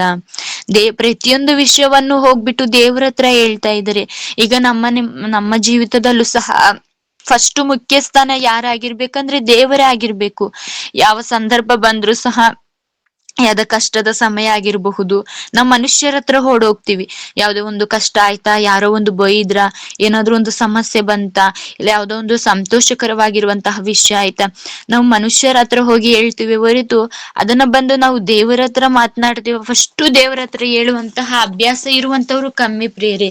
ಆ ರೀತಿ ಅಭ್ಯಾಸ ಇರುತ್ತಲ್ಲ ಅಂದ್ರೆ ದೇವರಿಗೆ ಪ್ರತಿಯೊಂದು ವಿಷಯವನ್ನು ಹೇಳುವಂತವ್ರು, ಅವರು ಕೊನೆಯ ಜೀವಿತ ಅಂದ್ರೆ ಅಂತ್ಯದಲ್ಲಿ ತುಂಬಾ ವೈಭವ ಇರುವಂತ ಇರುವಂತಹದ್ದಾಗಿರುತ್ತೆ. ಅಂದ್ರೆ ಮರಣ ಭಯಂಕರವಾಗಿರಬಹುದು, ಆದ್ರೆ ಮರಣದ ನಂತರ ಅವರ ಜೀವಿತ ಬಹಳ ಸುಂದರವಾಗಿರುವಂತಹದ್ದಾಗಿರುತ್ತೆ. ಅಂದ್ರೆ ದೇವರು ಅಂದುಕೊಂಡಂತೆ ನಾವು ಊಹೆನೆ ಮಾಡಕ್ಕಾಗಲ್ವಲ್ಲ, ಅಂತಹ ಜೀವಿತವನ್ನು ದೇವರು ನಮಗೆ ಕೊಡುವಂತವರಾಗಿರ್ತಾರೆ. ಯಾವಾಗಂದ್ರೆ ನಾವು ಪ್ರತಿಯೊಂದು ವಿಷಯಕ್ಕೂ ಸಹ ನಾವು ದೇವರ ಮೇಲೆ ಡಿಪೆಂಡ್ ಆಗಿರುವಂತಹದ್ದು. ಈಗ ನಾವು ಪ್ರತಿಯೊಂದು ವಿಷಯಕ್ಕೂ ದೇವರ ಮೇಲೆ ಡಿಪೆಂಡ್ ಆಗಿ ಇದೀವಿ. ಯಾವ ರೀತಿ ಅಂದ್ರೆ ಈ ಭೂಮಿ ಪ್ರಕೃತಿನೇ ದೇವ್ರದು. ಆ ಪ್ರಕೃತಿಯಲ್ಲಿರುವಂತಹ ಎಲ್ಲಾ ವಸ್ತುಗಳನ್ನು ನಾವು ಬಳಸ್ತಾ ಇದೀವಿ ಅಂದ್ರೆ ದೇವರ ಮೇಲೆ ನಾವು ಡಿಪೆಂಡ್ ಆಗಿದ್ದೀವಿ. ಯಾಕಂದ್ರೆ ಎಲ್ಲಾ ವಸ್ತುಗಳು ದೇವರೇ ತಯಾರು ಮಾಡಿರೋದ್ರಿಂದ ನಾವು ದೇವರ ಮೇಲೆ ನಾವು ಡಿಪೆಂಡ್ ಆಗಿದೀವಿ ಅಂತ ನಾವು ಆಲೋಚನೆ ಮಾಡಬಹುದು. ಅದ್ರ ವಿಷಯದಲ್ಲಿ ಮಾತ್ರ ನಾವು ದೇವರನ್ನು ನೆನ್ಸೋದಿಲ್ಲ. ಅದೇ ಪ್ರತಿಯೊಂದು ವಿಷಯವನ್ನು ನಾವು ದೇವ್ರ ಹತ್ರ ಹೇಳ್ಕಂತೀವಿ ಅಂದ್ರೆ ಇಲ್ಲ, ಹೇಳೋದಿಲ್ಲ. ನಾವು ಮನುಷ್ಯರ ಹತ್ರ ಹೋಗ್ತೀವಿ. ಮನುಷ್ಯರ ಹತ್ರ ಹೋದ್ರೆ ಏನಾದ್ರು ನಮ್ಗೆ ಲಾಭನ ಅಂದ್ರೆ ಇಲ್ಲ ಪ್ರೇರೆ, ಇನ್ನು ನಷ್ಟ ಆಗುವಂತಹದ್ದಾಗಿರುತ್ತೆ. ಅದಕ್ಕೋಸ್ಕರ ಇವರನ್ನು ನಾವು ಮಾದರಿಯಾಗಿ ತೆಗೆದುಕೊಳ್ಳೋದಾದ್ರೆ ಏನಂತ, ಒಂದು ಯುದ್ಧ ಬರ್ತಾ ಇದೆ ಅಂದ ತಕ್ಷಣನೇ ಹೋಗ್ಬಿಟ್ಟು ದೇವರಲ್ಲಿ ಬೇಡುವಂತಹದನ್ನು ನಾವು ನೋಡ್ತಾ ಇದೀವಿ. ಮತ್ತೆ ಇನ್ನೇನಂತ ಬೇಡ್ತಾ ಇದ್ದಾರೆ, ನಮ್ಮ ದೇವರಾದ ಯೆಹೋವನೇ ನಮ್ಮನ್ನು ರಕ್ಷಿಸು, ನಿನ್ನಲ್ಲಿ ಭರವಸೆವಿಟ್ಟು ನಿನ್ನ ಹೆಸರಿನಲ್ಲಿ ಈ ಮಹಾ ಸಮೂಹಕ್ಕೆ ವಿರೋಧವಾಗಿ ಯುದ್ಧಕ್ಕೆ ಬಂದೇವಲ್ಲ. ಅವ್ರು ಹೇಳ್ತಾ ಇದ್ದಾರೆ ಏನಂತ, ನಿನ್ನನ್ನು ನಂಬಿ ಅದೇ ರೀತಿ ನಿನ್ ಮೇಲೆ ಭರವಸೆ ಇಟ್ಟು ನಾವು ಈ ಯುದ್ಧಕ್ಕೆ ಬಂದಿದ್ದೇವೆ. ಅದಕ್ಕೋಸ್ಕರ ನೀನ್ ನಮ್ಮ ರಕ್ಷಕನಲ್ವಾ, ಅದಕ್ಕೋಸ್ಕರ ನಮ್ಮನ್ನು ರಕ್ಷಿಸು ಎಂಬುದಾಗಿ ಅವರ ದೇವರ ಹತ್ರ ಕೇಳಿಕೊಳ್ಳುವಂತಹದನ್ನು ನಾವು ನೋಡ್ತಾ ಇದ್ದೇವೆ ಪ್ರಿಯರೇ. ಅದಕ್ಕೋಸ್ಕರ ದೇವರು ಏನ್ ಮಾಡ್ತಾರೆ ಅಂದ್ರೆ ಅವರೊಟ್ಟಿಗೆ ಯುದ್ಧವನ್ನು ಮಾಡಿ ಯಾರಿಗೆ ಯೆಹೂದ್ಯರಿಂದಲೂ ಕೂಶ್ಯರನ್ನು ಏನ್ ಮಾಡ್ತಾರೆ ಅಂದ್ರೆ ಅಪಜಯ ಪಡಿಸುವಂತಹದ್ದು. ಅಂದ್ರೆ ದೇವರು ಇವರ ಆಸನವರ ಪಕ್ಷದಲ್ಲಿ ಇದ್ದು ಏನ್ ಮಾಡ್ತಾರೆ ಅಂದ್ರೆ ಅವರ ವಿರೋಧವಾಗಿರುವಂತಹ ಪಕ್ಷವನ್ನು ದೇವರು ಸೋಲಿಸುವಂತಹದನ್ನು ನಾವು ನೋಡ್ತಾ ಇದೀವಿ. ಇಷ್ಟೊಂದು ಬಾಂಧವ್ಯ ಇತ್ತ, ಇಷ್ಟೊಂದು ದೇವರಲ್ಲಿ ಭಯಭಕ್ತಿ ಉಳ್ಳವರಾಗಿ ಅದೇ ರೀತಿ ಒಳ್ಳೆಯವರಾಗಿ ಇದ್ರ ಅಂದ್ರೆ ಆಸನವರು ನಿಜ. ಇಷ್ಟು ಒಳ್ಳೆಯವರಾಗಿ ಅಂದ್ರೆ ಫಸ್ಟ್ ಆಳ್ವಿಕೆಯಲ್ಲಿ ಉತ್ತಮವಾಗಿದೆ, ಅಂತ್ಯದಲ್ಲೂ ಸಹ ಇದನ್ನೇ ಇವರು ಕಾಪಾಡಿಕೊಂಡು ಹೋಗುವಂತವ್ರು ಆಗ್ತಾರ, ಇಲ್ಲ ಮತ್ತೆ ಎಲ್ಲಾದ್ರೂ ಎಡವುವಂತವ್ರು ಆಗ್ತಾರೆ ಎಂಬುದಾಗಿ ನಾವು ಆಲೋಚನೆ ಮಾಡಿ ನಾವು ಪ್ರತಿಯೊಬ್ಬರು ತಿಳಿದುಕೊಳ್ಳುವಂತವ್ರು ಆಗೋಣ ಪ್ರಿಯರೇ. ಇನ್ನು ಒಂದು ವಾಕ್ಯವನ್ನು ಇವರ ಬಗ್ಗೆ ಆಲೋಚನೆ ಮಾಡೋಣ. ಇನ್ನು ಅಂದ್ರೆ ಇಲ್ಲಿ ಒಂದು ಯುದ್ಧ ಬಂದಂತಹ ಸಮಯದಲ್ಲಿ ದೇವರ ಹತ್ರ ಪ್ರಾರ್ಥನೆ ಮಾಡ್ತಾ ಇದ್ದಾರೆ. ಮತ್ತೆ ಇನ್ನೊಂದು ಯುದ್ಧ ಅಂದ್ರೆ ದೇವರು ಮತ್ತೆ ಮತ್ತೆ ಪರೀಕ್ಷೆ ಮಾಡುವಂತವ್ರು ಆಗಿರ್ತಾರೆ. ಯಾವ ರೀತಿ ನನ್ ಮಕ್ಳು ನನ್ ಜೊತೆ ಇರುವಂತವ್ರು ಆಗ್ತಾರೋ ಇಲ್ಲ ಎಲ್ಲಾದ್ರೂ ನನ್ನಿಂದ ದೂರ ಆಗ್ತಾರೋ ಎಂಬುದಾಗಿ ದೇವರು ಪ್ರತಿಯೊಬ್ಬರನ್ನು ಪರೀಕ್ಷೆ ಮಾಡುವಂತವ್ರು ಆಗಿರ್ತಾರೆ. ಅದೇ ರೀತಿ ಆಸನವರ ಜೀವಿತದಲ್ಲಿ ಮತ್ತೊಂದು ಯುದ್ಧ ಬರುವಂತಹ ಸಮಯದಲ್ಲಿ ಅವರು ದೇವರನ್ನು ಪ್ರಾರ್ಥಿಸ್ತಾರ, ದೇವರ ಮೊರೆ ಹೋಗ್ತಾರ, ಇಲ್ಲ ಬೇರೆಯವರ ಮೊರೆ ಹೋಗ್ತಾರೆ ಎಂಬುದಾಗಿ ನಾವು ಆಲೋಚನೆ ಮಾಡುವಂತವ್ರು ಆಗೋಣ ಪ್ರಿಯರೇ. ಅದಕ್ಕೆ ಒಂದು ವಾಕ್ಯವನ್ನು ಸಹ ನಾವು ಓದಿಕೊಳ್ಳೋಣ. ಅದೇ ಪೂರ್ವಕಾಲ ವೃತ್ತಾಂತ 2ನೇ ಗ್ರಂಥ 16ನೇ ಅಧ್ಯಾಯ 3ನೇ ವಚನ, 16:3. ಅವನಿಗೆ, ನನಗೂ ನಿನಗೂ ನನ್ನ ತಂದೆಗೂ ನಿನ್ನ ತಂದೆಗೂ ಒಡಂಬಡಿಕೆ ಇರುತ್ತವದಲ್ಲ. ಇಗೋ, ನಿನಗೆ ಬೆಳ್ಳಿ ಬಂಗಾರವನ್ನು ಕಳುಹಿಸಿದ್ದೇನೆ. ಇಸ್ರಾಯೇಲರ ಅರಸನಾದ ಬಾಸನು ನನ್ನನ್ನು ಬಿಟ್ಟು ಹೋಗುವಂತೆ ಅವನ ಸಂಗಡ ನೀನು ಮಾಡಿಕೊಂಡಿರುವ ಒಡಂಬಡಿಕೆಯನ್ನು ಮುರಿದು ಬಿಡು ಎಂದು ಹೇಳಿ ಕಳುಹಿಸಿದನು. Sister, thank you. ಇಲ್ಲಿ ಏನಂತ ಇದೆ ಎಂಬುದಾಗಿ ಅಂದ್ರೆ ಇಲ್ಲಿ ಒಂದು ಸಂದರ್ಭ ನಡೀತಾ ಇದೆ, ಒಂದು ಯುದ್ಧಕ್ಕೆ ಇನ್ನೇನು ಬರ್ತಾರೆ ಅಂತಹ ಸಮಯದಲ್ಲಿ ಅದು ಆಸನವರಿಗೆ ಗೊತ್ತಾಗುವಂತಹ ಸಮಯದಲ್ಲಿ ಫಸ್ಟ್ ಏನು ಯುದ್ಧದಲ್ಲಿ ಅವ್ರು ಏನ್ ಮಾಡುದ್ರು ಅಂದ್ರೆ ದೇವರಿಗೆ ಮೊರೆ ಇಟ್ರು, ದೇವರಲ್ಲಿ ಪ್ರಾರ್ಥಿಸಿದ್ರು, ದೇವರೇ ನೀವು ಬಂದು ನಮ್ಮನ್ನ ರಕ್ಷಿಸ್ಬೇಕು ಎಂಬುದಾಗಿ ಪ್ರಾರ್ಥನೆ ಮಾಡಿದ್ರು. ಮತ್ತೊಮ್ಮೆ ಯುದ್ಧ ಬರುವಂತಹ ಸಮಯದಲ್ಲಿ ಅವ್ರು ಏನಾದ್ರು ದೇವರ ಮೊರೆ ಹೋಗ್ತಾ ಇದ್ದಾರ ಇಲ್ಲ ಬೇರೆಯವರ ಮೊರೆ ಹೋಗ್ತಾ ಇದ್ದಾರ ಅಂತ ನಾವು ಇಲ್ಲಿ ನೋಡೋದಾದ್ರೆ ಇಲ್ಲಿ ಯಾರ ಹತ್ರ ಹೋಗಿ ಕೇಳ್ತಾ ಇದ್ದಾರೆ ಅಂದ್ರೆ ಬೆನ್ಹದದನಿಗೆ ಕಳುಹಿಸಿ ಅವನಿಗೆ, ನನಗೂ ನಿನಗೂ ನನ್ನ ತಂದೆಗೂ ನಿನ್ನ ತಂದೆಗೂ ಒಡಂಬಡಿಕೆ ಇರುತ್ತದಲ್ಲ, ಈಗೋ ನಿನಗೆ ಬೆಳ್ಳಿ ಬಂಗಾರವನ್ನು ಕಳುಹಿಸುತ್ತೇನೆ. ಅವ್ರ ಹತ್ರ ಮನುಷ್ಯರ ಹತ್ರ ಹೋಗ್ಬಿಟ್ಟು ಮತ್ತೆ ದೇವರ ಹತ್ರ ಏನಾದ್ರು ಒಡಂಬಡಿಕೆ ಮಾಡ್ತಾ ಇದಾರೆ ಅಂದ್ರೆ ಅಲ್ಲ ಪ್ರಿಯರೇ, ಮನುಷ್ಯರ ಹತ್ರ ಹೋಗ್ಬಿಟ್ಟು ಕೇಳ್ತಾ ಇದ್ದಾರೆ. ಈ ತರ ಯುದ್ಧಕ್ಕೆ ಬರ್ತಾರಲ್ಲ ಅಂತಹ ಸಮಯದಲ್ಲಿ ಅವರನ್ನು ಹೆಂಗಾದ್ರು ಮಾಡಿ ಸೋಲಿಸ್ಬೇಕಲ್ವಾ, ಅವರ ಒಡಂಬಡಿಕೆನೆ ಇರದ ಹಾಗೆ ಮಾಡ್ಬೇಕಲ್ಲ ಅಂತ ಹೇಳ್ಬಿಟ್ಟು ಯಾರ ಮೊರೆ ಹೋಗ್ತಾ ಇದ್ದಾರೆ ಅಂದ್ರೆ ಮನುಷ್ಯರ ಮೊರೆ ಹೋಗ್ಬಿಟ್ಟು ಅವ್ರಿಗೆ ಹೇಳ್ತಾ ಇದ್ದಾರೆ, ನಿಮ್ಗೆ ಏನ್ ಬೇಕು, ಬೆಳ್ಳಿ ಬಂಗಾರ ಬೇಕಾ, ನಾನು ಎಲ್ಲವನ್ನು ಕೊಡುವಂತವ್ರು ಆಗ್ತೇನೆ, ಆ ಎಲ್ಲವನ್ನು ಕೊಡ್ತೀನಿ. ನೀವೇನ್ ಮಾಡ್ಬೇಕಂದ್ರೆ ಇಸ್ರಾಯೇಲ್ಯರ ಅರಸನಾದ ಭಾಷೆನು ನನ್ನನ್ನು ಬಿಟ್ಟು ಹೋಗುವಂತೆ ಮಾಡಿ ಅವರ ಒಡಂಬಡಿಕೆಯನ್ನು ನೀವು ಮುರಿದು ಬಿಡುವಂತವ್ರು ಆಗ್ಬೇಕೆಂಬುದಾಗಿ ಯಾರ ಮೊರೆ ಹೋಗಿದ್ದಾರೆ ಅಂದ್ರೆ ಮನುಷ್ಯರ ಮೊರೆ ಹೋಗಿರುವಂತಹದನ್ನು ನಾವು ನೋಡಬಹುದು ಪ್ರಿಯರೇ. ಈ ತರ ಒಂದು ವಿಷಯ ಆತನ ಜೀವಿತದಲ್ಲಿ ಆತನ ಮುಂದೆ ಆತನನ್ನು ಯಾವ ಸ್ಥಿತಿಗೆ ಕರೆದುಕೊಂಡು ಹೋಗುವಂತಹದ್ದಾಗುತ್ತೆ ಎಂಬುದಾಗಿ ನಾವು ಮುಂದೆ ತಿಳಿದುಕೊಳ್ಳುವಂತವ್ರಾಗೋಣ. ಆದ್ರೆ ಈಗ ನಡೀತಿರುವಂತಹ ಸಂದರ್ಭ ಇಲ್ಲಿ ಏನಾಗಿದೆ ಅಂದ್ರೆ, ಆವಾಗ ಫಸ್ಟ್ ಯುದ್ಧದಲ್ಲಿ ಏನೋ ಆತನು ನೀತಿವಂತನಾಗಿದ್ದ, ಒಳ್ಳೆಯವನಾಗಿದ್ರು. ಆವಾಗ ದೇವರ ಹತ್ರನೇ ಪ್ರಾರ್ಥಿಸ್ತಾ ಇದ್ರು, ದೇವ್ರೆ ನೀವೇ ನಮ್ಮನ್ನ ರಕ್ಷಿಸ್ಬೇಕೆಂಬುದಾಗಿ ಪ್ರಾರ್ಥನೆ ಮಾಡ್ತಾ ಇದ್ರು. ಆದ್ರೆ ಈಗ ಮತ್ತೊಂದು ಯುದ್ಧದಲ್ಲಿ ಆತನಿಗೆ ನಾನು ಅನ್ನುವಂತಹದ್ದು ಬಂತು. ಅಂದ್ರೆ ನಾನೇ ಹೋಗ್ತೀನಿ, ನಾನೇ ಯುದ್ಧ ಮಾಡುವಂತನಾಗ್ತೀನಿ, ಆದ್ರೆ ಮನುಷ್ಯರ ಹತ್ರ ನಾನು ಒಡಂಬಡಿಕೆ ಮಾಡಿಕೊಳ್ಳುವಂತವ್ರಾಗ್ತೀನಿ. ಅದೇ ರೀತಿ ಅವ್ರಿಗೆ ಏನ್ ಬೇಕೋ ಬೆಳ್ಳಿ ಬಂಗಾರ ಏನ್ ಬೇಕೋ ಎಲ್ಲವನ್ನು ಕೊಟ್ಟು ನಾನು ಆ ಒಡಂಬಡಿಕೆಯನ್ನು ನಾನು ಮುರಿಸುವಂತವ್ರು ಆಗ್ತೀನಿ ಎಂಬುದಾಗಿ, ಇಸ್ರಾಯೇಲ್ಯರ ಒಡಂಬಡಿಕೆ ಇರಬಾರ್ದು ಅನ್ನುವಂತಹ ರೀತಿಯಲ್ಲಿ ಆತನೇ ಮುಂದೆ ಹೋಗುವಂತಹದ್ದನ್ನು ನಾವು ನೋಡ್ತಾ ಇದ್ದೀವಿ ಪ್ರಿಯರೇ. ಅಂದ್ರೆ ನಮ್ಮ ಜೀವಿತದಲ್ಲೂ ನಾವು ಹೊಸದಾಗಿ ದೇವರನ್ನು ಈಗ ಎಷ್ಟೋ ಜನರು ದೇವರನ್ನು ನಂಬಿದ್ದಾರೆ, ಮಧ್ಯದಲ್ಲಿ ಬಿಟ್ಟು ಹೋಗಿರುವಂತಹದನ್ನು ನಾವು ನೋಡಬಹುದು. ಯಾಕೆ ಫಸ್ಟ್ ಬಂದಂತಹ ಸಮಯದಲ್ಲಿ ದೇವರಂದ್ರೆ ಹಾಗೆ, ದೇವರಂದ್ರೆ ಹೀಗೆ, ನಾನು ಸತ್ರು ದೇವ್ರ ಹತ್ರನೇ ಇರ್ತೀನಿ, ಬದುಕಿದ್ರು ದೇವ್ರ ಹತ್ರನೇ, ನನ್ನ ಜೀವಿತ ಅಂತ ಪೂರ್ತಿ ನಾನು ಎಷ್ಟೇ ಕಷ್ಟ ದುಃಖ ಏನೇ ಬಂದ್ರು ನಾನು ದೇವ್ರ ಹತ್ರನೇ ನಾನು ಜೀವಿಸ್ತೀನಿ ಅನ್ನುವಂತಹ ಮಾತನ್ನು ಯಾವಾಗ ಹೊಸದಾಗಿ ಕ್ರೈಸ್ತರಾಗಿದ್ದಾಗ ಹೇಳುವಂತವ್ರಾಗಿರ್ತಾರೆ. ಆದ್ರೆ ಬರ್ತಾ ಕೊನೆಯದಾಗಿ ಏನಾಗ್ತಾರೆ ಅಂದ್ರೆ ದೇವರನ್ನು ಬಿಟ್ಟು ಹೋಗುವಂತಹದ್ದು, ದೇವರನ್ನು ತ್ಯಜಿಸುವಂತಹದ್ದು. ಯಾಕೆ ಈ ತರ ಆಗ್ತಾ ಇದೆ ಅಂತ ನಾವು ನೋಡೋದಾದ್ರೆ, ನಿಜವಾಗ್ಲೂ ನಾವು ದೇವ್ರ ಮೇಲೆನೆ ನಾವು ಡಿಪೆಂಡ್ ಆಗಿ ಆಧಾರವಾಗಿ ಇದ್ದಿದ್ರೆ ಆ ರೀತಿ ಆಗೋದಿಲ್ಲ ಯಾವ ಮನುಷ್ಯನು ಸಹ. ನಮ್ಮ ಮೇಲೆ ನಮಗೆ ನಂಬಿಕೆ ಬರುವಂತಹದ್ದು, ಇಲ್ಲ ನಾನೇ ಮಾಡ್ತೀನಿ, ನನಗೆ ಯಾರ ಸಹಾಯನೂ ಬೇಡ, ಯಾರಿಂದನೂ ನನಗೆ ಒಳ್ಳೇದಾಗ್ತಾ ಇಲ್ಲ, ದೇವರಿಂದನೂ ನನಗೆ ಒಳ್ಳೇದಾಗ್ತಾ ಇಲ್ಲ ಅನ್ನುವಂತಹ ಆಲೋಚನೆ ನಮ್ಮ ಮನಸ್ಸಿನಲ್ಲಿ ಬರೋದಾದ್ರೆ ಆಗ ನಾವು ದೇವರಿಂದ ದೂರ ಆಗುವಂತವ್ರಾಗಿರ್ತೀವಿ. ಅದೇ ರೀತಿ ಹಾಸನವರಿಗೂ ಸಹ ಏನಾಗ್ತಾ ಇದೆ ಅಂದ್ರೆ, ನಾನೇ ಮಾಡ್ತೀನಿ, ದೇವ್ರೇನ ಅವಶ್ಯಕತೆ ಇಲ್ಲ ಅನ್ನುವಂತ ಅವ್ರು ಹೇಳಿಲ್ಲ, ಆದ್ರೂ ಸಹ ಅವ್ರು ಮಾಡುತ್ತಿರುವಂತಹ ಕೆಲಸ ಅದೇ ರೀತಿಯಾಗಿದೆ. ಈಗ ದೇವ್ರಿದ್ರೇನೆ ಅಲ್ಲ, ದೇವ್ರ ಇಲ್ದೇ ಇದ್ರೇನು ಆಗುತ್ತೆ ಅನ್ನುವಂತಹ ವಿಷಯದ ಕುರಿತಾಗಿ ಅವರು ಮಾತನಾಡ್ತಾ ಇದ್ದಾರೆ. ನಾವು ಏನ್ ಮಾಡ್ತೀವಂದ್ರೆ, ಅವರ ಜೊತೆ ನೀವು ಹೋಗ್ಬೇಕು, ಅವರ ಒಡಂಬಡಿಕೆಯನ್ನು ನೀವು ಮುರಿದು ಬಿಡುವಂತವ್ರಾಗ್ಬೇಕು, ನಿಮ್ಗೆ ಏನ್ ಬೇಕೋ ಎಲ್ಲವನ್ನು ನಾನು ಕೊಡ್ತೀನಿ ಅನ್ನುವಂತಹ ಮಾತು. ಈಗ ನಾವು ಸೌಲನವರನ್ನು ಸಹ ನೋಡಬಹುದು. ಅವರು ಆಳ್ವಿಕೆಗೆ ಬಂದಂತಹ ಸಮಯದಲ್ಲಿ ಒಳ್ಳೆ ರೀತಿಯಾಗಿದ್ರು, ದೇವರೇ ಫಸ್ಟ್ ಇಸ್ರಾಯೇಲ್ಯರಿಗೆ ಅರಸರನ್ನಾಗಿ ಸೌಲನವರನ್ನು ನೇಮಿಸಿದ್ರು. ಅವ್ರು ಫಸ್ಟ್ ಚೆನ್ನಾಗಿದ್ದು ನಂತರ ಏನಾಗ್ತಾರೆ ಅಂದ್ರೆ, ಅವರ ಅಂತ್ಯವು ಸಹ ಬಹಳ ಭಯಂಕರವಾಗಿರುವಂತಹ ರೀತಿಯ ಸ್ಥಿತಿಗೆ ಅವರೇ ತಂದುಕೊಳ್ಳುವಂತಹದನ್ನು ನಾವು ನೋಡಿಕೊಳ್ಳಬಹುದು ಪ್ರಿಯರೇ. ಒಳ್ಳೆ ರೀತಿಯಾಗಿ ನಡೆಸ್ಕೊಂಡು ಹೋಗ್ಬೋದಿತ್ತು, ಆದ್ರೆ ಫಸ್ಟ್ ಮಾತ್ರ ಒಳ್ಳೆಯವರಾಗಿದ್ದು ನಂತರ ಅವರ ಆದಿಯಲ್ಲಿ ಚೆನ್ನಾಗಿದ್ದು ಅಂತ್ಯ ಏನಾದ್ರೂ ಉತ್ತಮವಾಗಿದೆಯಾ, ವೈಭವದಿಂದ ಇದೆಯಾ ಅಂದ್ರೆ ಇಲ್ಲ ಪ್ರಿಯರೇ. ದೇವರಿಗೆ ವಿರೋಧವಾಗಿ ಅದೇ ರೀತಿ ದೇವರಿಗೆ ಕೋಪ ಎಬ್ಬಿಸುವಂತಹ ರೀತಿಯ ಜೀವಿತ ಅವರದಿತ್ತು. ಅದೇ ರೀತಿ ಇವರು ಸಹ ಇತ್ತು. ಆ ರೀತಿಯಾಗಿದ್ದಾಗ ಅವರಿಗೆ ಏನನ್ನಾದ್ರೂ ದೇವರು ಇವಾಗ ಏನಾದ್ರೂ ತಪ್ಪು ಮಾಡಿರುವಂತಹದ್ದಾದ್ರೆ ದೇವರು ಎಚ್ಚರಿಸುವಂತಹದ್ದು ಪ್ರತಿಯೊಬ್ಬರಿಗೂ ಸಹ ಎಚ್ಚರಿಸುವಂತಹದ್ದಾಗಿರುತ್ತೆ. ಆ ರೀತಿಯಾಗಿ ಇವರನ್ನು ಸಹ ಏನಾದ್ರು ಎಚ್ಚರಿಸಿದ್ರ, ದೇವ್ರು ಎಚ್ಚರಿಸಿರುವಂತಹ ಸಮಯದಲ್ಲಿ ಇವರೇ ಏನಾದ್ರು ತಿಳಿದುಕೊಳ್ಳುವಂತವ್ರು ಆದ್ರ ಎಂಬುದಾಗಿ ನಾವೀಗ ತಿಳಿದುಕೊಳ್ಳುವಂತವ್ರು ಆಗೋಣ ಪ್ರಿಯರೇ.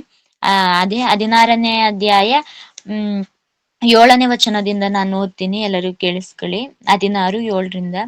ಆ ಕಾಲದಲ್ಲಿ ದರ್ಶಿಯಾದ ಹನನೀಯ ಯಹೂದ್ಯರ ಅರಸನಾದ ಆಸನ ಬಳಿಗೆ ಬಂದು ಅವನಿಗೆ, ನೀನು ನಿನ್ನ ದೇವರಾದ ಯೆಹೋವನ ಮೇಲೆ ಆತುಕೊಳ್ಳದೆ ಅರಾಮ್ಯರ ಅರಸನ ಮೇಲೆ ಆತುಕೊಂಡಿರುವುದರಿಂದ ಅರಾಮ್ ರಾಜನ ಸೈನ್ಯವು ನಿನ್ನ ಕೈಗೆ ಬೀಳದಂತೆ ತಪ್ಪಿಸಿಕೊಂಡಿತು. ಅಲ್ಲಿ ಬಂದು ಹೇಳ್ತಾ ಇದ್ದಾರೆ, ಅಂದ್ರೆ ದೇವರೇ ಹೇಳಿರುವಂತಹದ್ದು, ನನ್ ಮೇಲೆ ಆಧಾರವಾಗಿರ್ಬೇಕಿತ್ತಲ್ಲ ನನ್ನ ಮಗನು, ಆದ್ರೆ ನನ್ನ ಮೇಲೆ ಆಧಾರವಾಗಿ ಇಲ್ದಲೆ ಅರಸನ ಮೇಲೆ ಆಧಾರವಾಗಿದನಲ್ಲ ಎಂಬುದಾಗಿ ಯಾರು ಬಂದು ಹೇಳ್ತಾ ಇದ್ದಾರೆ ಅಂದ್ರೆ ಹನನೀಯನು ಬಂದು ಹೇಳುವಂತಹದ್ದು. ಇಲ್ಲಿ ನಡೀತಾ ಇದೆ.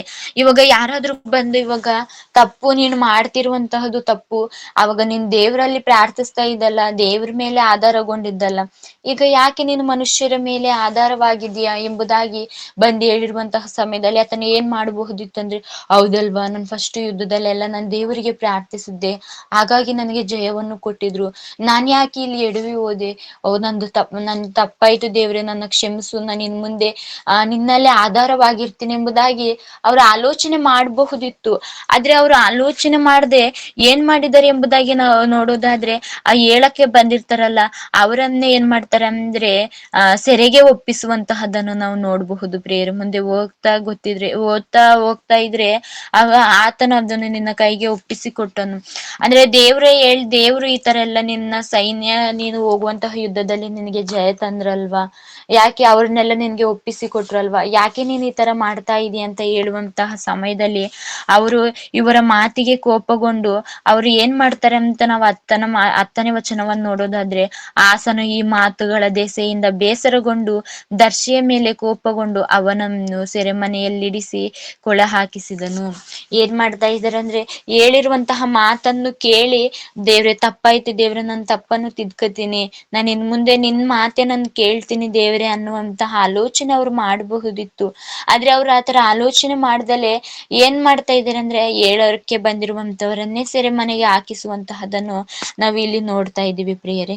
ಆತರ ಹಾಕಿಸೋದಕ್ಕೆ ಅವರಿಗೆ ಏನು ಪ್ರತಿಫಲ ಸಿಕ್ತು, ಇವಾಗ ನಾವ್ ಏನೇ ಮಾಡಿದ್ರು ಅದಕ್ಕೊಂದು ಪ್ರತಿಫಲ ಅನ್ನುವಂತಹದ್ದು ನಮ್ಗೆ ಸಿಗುವಂತಹದ್ದಾಗಿರುತ್ತೆ. ಆತರ ಮಾಡಿದ್ದಕ್ಕೆ ಅವ್ರಿಗೆ ಏನು ಪ್ರತಿಫಲ ಸಿಕ್ಕಿತು ಎಂಬುದಾಗಿ ನಾವು ತಿಳಿದುಕೊಳ್ಳುವಂತವ್ರು ಆಗೋಣ ಪ್ರಿಯರೇ. ಅದೇ 12ನೇ ವಚನವನ್ನು ನಾವು ನೋಡಿಕೊಳ್ಳೋದಾದ್ರೆ ಅವ್ರಿಗೆ ಏನು ಶಿಕ್ಷೆ ಬರುವಂತಹದ್ದಾಗಿರುತ್ತೆ ಅಂತ, ಅವನ ಆಳಿಕೆಯ 39ನೇ ವರ್ಷದಲ್ಲಿ ಅವನ ಕಾಲುಗಳಿಗೆ ಬಹು ಕಠಿಣವಾದ ರೋಗ ಉಂಟಾಯಿತು. ಆಗ ಏನಾಯ್ತು, ಅವನು ಸೆರೆಮನೆಗೆ ಹಾಕಿಸ್ತಾನೆ, ಹೇಳುವುದಕ್ಕೆ ಬಂದಂತವರನ್ನು ಕೋಪದಿಂದ. ಅಂತಹ ಸಮಯದಲ್ಲಿ ಅವ್ರು ತಿದ್ಕೋಬೋದಿತ್ತು, ಆದ್ರೆ ತಿದ್ಕೊಳ್ಳಿಲ್ಲ. ಆಗ ಏನಾಗುತ್ತೆ ಅಂದ್ರೆ, ಕಾಲುಗಳಿಗೆ ಭಯಂಕರವಾಗಿರುವಂತಹ ರೋಗ ಅವರ ಕಾಲಿಗೆ ಬರುತ್ತೆ. ಆಗ್ಲಾದ್ರೆ ಅವ್ರು ತಿದ್ಕೋಬೋದಿತ್ತು, ದೇವ್ರೆ ನೀನ್ ಹೇಳಿದ್ ಮಾತ್ ನನ್ ಕೇಳ್ಬೋದಿತ್ತು, ತಪ್ಪಾಯ್ತು ದೇವ್ರೆ ನನ್ನ ಕ್ಷಮಿಸು ದೇವ್ರೆ ಎಂಬುದಾಗಿ. ರೋಗ ಬರುತ್ತಲ್ಲ, ಆಗ್ಲೂ ಸಹ ದೇವರ ಮೊರೆ ಹೋಗ್ಬೋದಿತ್ತು. ಆದ್ರೆ ಅವರು ದೇವರ ಮೊರೆ ಹೋಗ್ತಾರ, ಯಾರ ಮೊರೆ ಹೋಗ್ತಾ ಇದ್ದಾರೆ ಎಂಬುದಾಗಿ ನಾವ್ ಇನ್ನು ಕೆಳಗಡೆ ಓದಿದ್ರೆ ಗೊತ್ತಾಗುತ್ತೆ. ಈ ರೋಗದಲ್ಲಿಯೂ ಅವನು ಯೆಹೋವನ ಸಹಾಯವನ್ನು ಕೋರದೆ ವೈದ್ಯರ ಸಹಾಯವನ್ನೇ ಕೋರಿದನು. ಏನ್ ಮಾಡ್ತಾ ಇದ್ದಾರೆ ಅಲ್ಲಿ, ದೇವರ ಸಹಾಯ ಕೋರಬಹುದಿತ್ತು, ಆದ್ರೆ ದೇವರ ಸಹಾಯವನ್ನು ಕೋರ್ದಲೆ ಯಾರ ಸಹಾಯವನ್ನು ಕೇಳ್ತಾ ಇದ್ದಾರೆ ಅಂದ್ರೆ, ಮತ್ತೆ ಮನುಷ್ಯರ ಸಹಾಯವನ್ನು, ವೈದ್ಯರ ಸಹಾಯವನ್ನು ಕೇಳಿಕೊಂಡು ಹೋಗುವಂತಹದ್ದು ಆಗಿದೆ ಪ್ರಿಯರೇ. ಅಂದ್ರೆ ಇವರ ಜೀವಿತದಲ್ಲಿ ಏನನ್ನು ನಾವು ನೋಡಬಹುದಂದ್ರೆ, ಇವರ ಆದಿ ಅನ್ನುವಂತಹದ್ದು ಬಹಳ ಸುಂದರವಾಗಿಯೇ ವೈಭವದಿಂದನೇ ಇತ್ತು. ಆದರೆ ಅಂತ್ಯ ಅನ್ನುವಂತಹದ್ದು ಇವ್ರದ್ದು ಯಾವ ರೀತಿ ಇದೆ ಅಂದ್ರೆ, ನಮಗೆ ಆದಿ ಅನ್ನುವಂತಹದ್ದು ಮುಖ್ಯನೋ ಇಲ್ಲ ಅಂತ್ಯ ಅನ್ನುವಂತಹದ್ದು ಮುಖ್ಯನೋ ಅಂದ್ರೆ, ನಮಗೆ ಅಂತ್ಯ ಅನ್ನುವಂತಹದ್ದೇ ಮುಖ್ಯ. ಅಂತ್ಯದಲ್ಲಿ ನಾವು ಹೇಗೆ ಜೀವಿಸಿರ್ತೀವಿ, ನಮ್ಮ ನಂಬಿಕೆ ಆಗಿರಬಹುದು, ನಾವು ಇನ್ನೊಬ್ಬರನ್ನು ಪ್ರೀತಿ ಮಾಡುವಂತಹದ್ದಾಗಿರಬಹುದು, ಇಲ್ಲ ನಮ್ಮ ಗುಣಗಳಾಗಿರಬಹುದು, ಎಲ್ಲ ಅಂತ್ಯದಲ್ಲಿ ಹೇಗಿರುತ್ತೆ ಅನ್ನುವಂತಹದೇ ಮುಖ್ಯ. ಅದಕ್ಕೆ ನಾವು ಫಸ್ಟ್ ವಚನವನ್ನೇ ಓದಿದಾಗ ಹೇಳ್ತಾ ಇದ್ರು, ಆದಿಗಿಂತ ಅಂತ್ಯವೇ ಲೇಸು ಎಂಬುದಾಗಿ. ಅಂದ್ರೆ ಇವ್ರ ಆದಿಯಲ್ಲಿ ಫಸ್ಟ್ ಎಲ್ಲ ದೇವ್ರ ರೀತಿಯಾಗಿ ಒಳ್ಳೆಯವರಾಗಿ ನೀತಿವಂತರಾಗಿ ನಡ್ಕೊಂಡ್ರು ಆದಿಯಲ್ಲಿ. ಆದ್ರೆ ಅಂತ್ಯಕ್ಕೆ ಬರುವಷ್ಟರಲ್ಲಿ ಏನಾಯ್ತು ಅಂತ ನೋಡೋದಾದ್ರೆ, ದೇವರಿಂದ ದೂರ ಆದ್ರು. ಅದೇ ರೀತಿ ಏನೇ ಆದ್ರೂ ಸಹ ದೇವರ ಮೊರೆ ಹೋಗ್ಲಿಲ್ಲ. ದೇವರ ಮೇಲೆ ಆಧಾರವಾಗಿರುವಂತವ್ರು ಮನುಷ್ಯರ ಮೇಲೆ ಆಧಾರವಾಗಿರುವಂತವ್ರು ಆದ್ರು. ಇವ್ರಿಗೆ ಯಾರಾದ್ರೂ ಏನಾದ್ರು ಹೇಳಕ್ ಬಂದ್ರು ಸಹ ಅವ್ರ ಮಾತನ್ನು ಲಕ್ಷಿಸದೆ ಮನುಷ್ಯರ ಮಾತಿಗೆ ಒಳಪಟ್ಟು ಜೀವಿಸಿರುವಂತವ್ರು ಯಾರನ್ನು ನಾವು ನೋಡಬಹುದಂದ್ರೆ, ಆಸನವರನ್ನು ನಾವು ನೋಡಬಹುದು ಪ್ರಿಯರೇ. ಇಂತಹ ಜೀವಿತದಲ್ಲಿ ನಾವು ಏನನ್ನು ತಿಳಿದುಕೊಳ್ಳಬಹುದು ಅಂತ, ನಮ್ಗೆ ಏನನ್ನು ನಾವು ಮಾದರಿಯಾಗಿ ನಾವು ತೆಗೆದುಕೊಳ್ಳಬಹುದು ಅಂತ ನಾವು ಆಲೋಚನೆ ಮಾಡೋದಾದ್ರೆ, ಆದಿಗೆ ಅಂತ ಅಂತ್ಯವೇ ಲೇಸು. ಅಂದ್ರೆ ನಾವ್ ಇವಾಗ ದೇವರನ್ನು ನಂಬಿರ್ತೀವಿ, ನಾವು ನಂಬಿರ್ಬೇಕಾದ್ರೆ ಹೊಸದಾಗಿ ಚೆನ್ನಾಗಿರುವಂತಹದ್ದು ಹಾಡುಗಳನ್ನ ಆಡುವಂತಹದ್ದು, ವಾಕ್ಯ ಓದುವಂತಹದ್ದು, ಇಲ್ಲ ವಾಕ್ಯವನ್ನು ಕಲಿತುಕೊಂಡು ಹೇಳುವಂತಹದ್ದು ಫಸ್ಟ್ ಅಲ್ಲಿ ಆದಿಯಲ್ಲಿ. ಆದ್ರೆ ಬರ್ತಾ ಬರ್ತಾ ಅಂತ್ಯದ ಕಾಲಗಳು ಬರ್ತಾ ಆಗ ನಾವು ದೇವರಿಂದ ದೂರ ಆದ್ರೆ ಏನು ಪ್ರಯೋಜನ ಆಗೋದಿಲ್ಲ. ಅದೇ ರೀತಿ ಅಂತ್ಯದಲ್ಲಿ ನಾವು ಕೆಟ್ಟದಾಗಿ ನಡೆದುಕೊಂಡು ಹೋಗುವಂತವರಾದ್ರೆ ಏನಾದ್ರೂ ಪ್ರಯೋಜನ ಆಗುತ್ತೆ ಅಂದ್ರೆ ಏನು ಪ್ರಯೋಜನ ಆಗೋದಿಲ್ಲ ಪ್ರಿಯರೇ. ನಮ್ಗೆ ಆದಿಗಿಂತ ನಮ್ಗೆ ಅಂತ್ಯನೇ ಮುಖ್ಯ. ಇವರಲ್ಲಿ ಹಾದಿ ಬಹಳ ವೈಭವದಿಂದ ಸುಂದರವಾಗಿ ಇತ್ತು, ಆದ್ರೆ ಅಂತ್ಯ ಅನ್ನುವಂತಹದ್ದು ಅಷ್ಟೊಂದು ಸುಂದರವಾಗಿರ್ಲಿಲ್ಲ. ಯಾಕೆಂದ್ರೆ ಅವರು ದೇವರ ಮೇಲೆ ಆಧಾರವಾಗಿರದೆ ಮನುಷ್ಯರ ಮೇಲೆ ಆಧಾರವಾಗಿದ್ರು. ಹಾಗಾಗಿ ಅಂತ್ಯ ಅನ್ನುವಂತಹದ್ದು ಸುಂದರವಾಗಿರ್ಬೇಕು.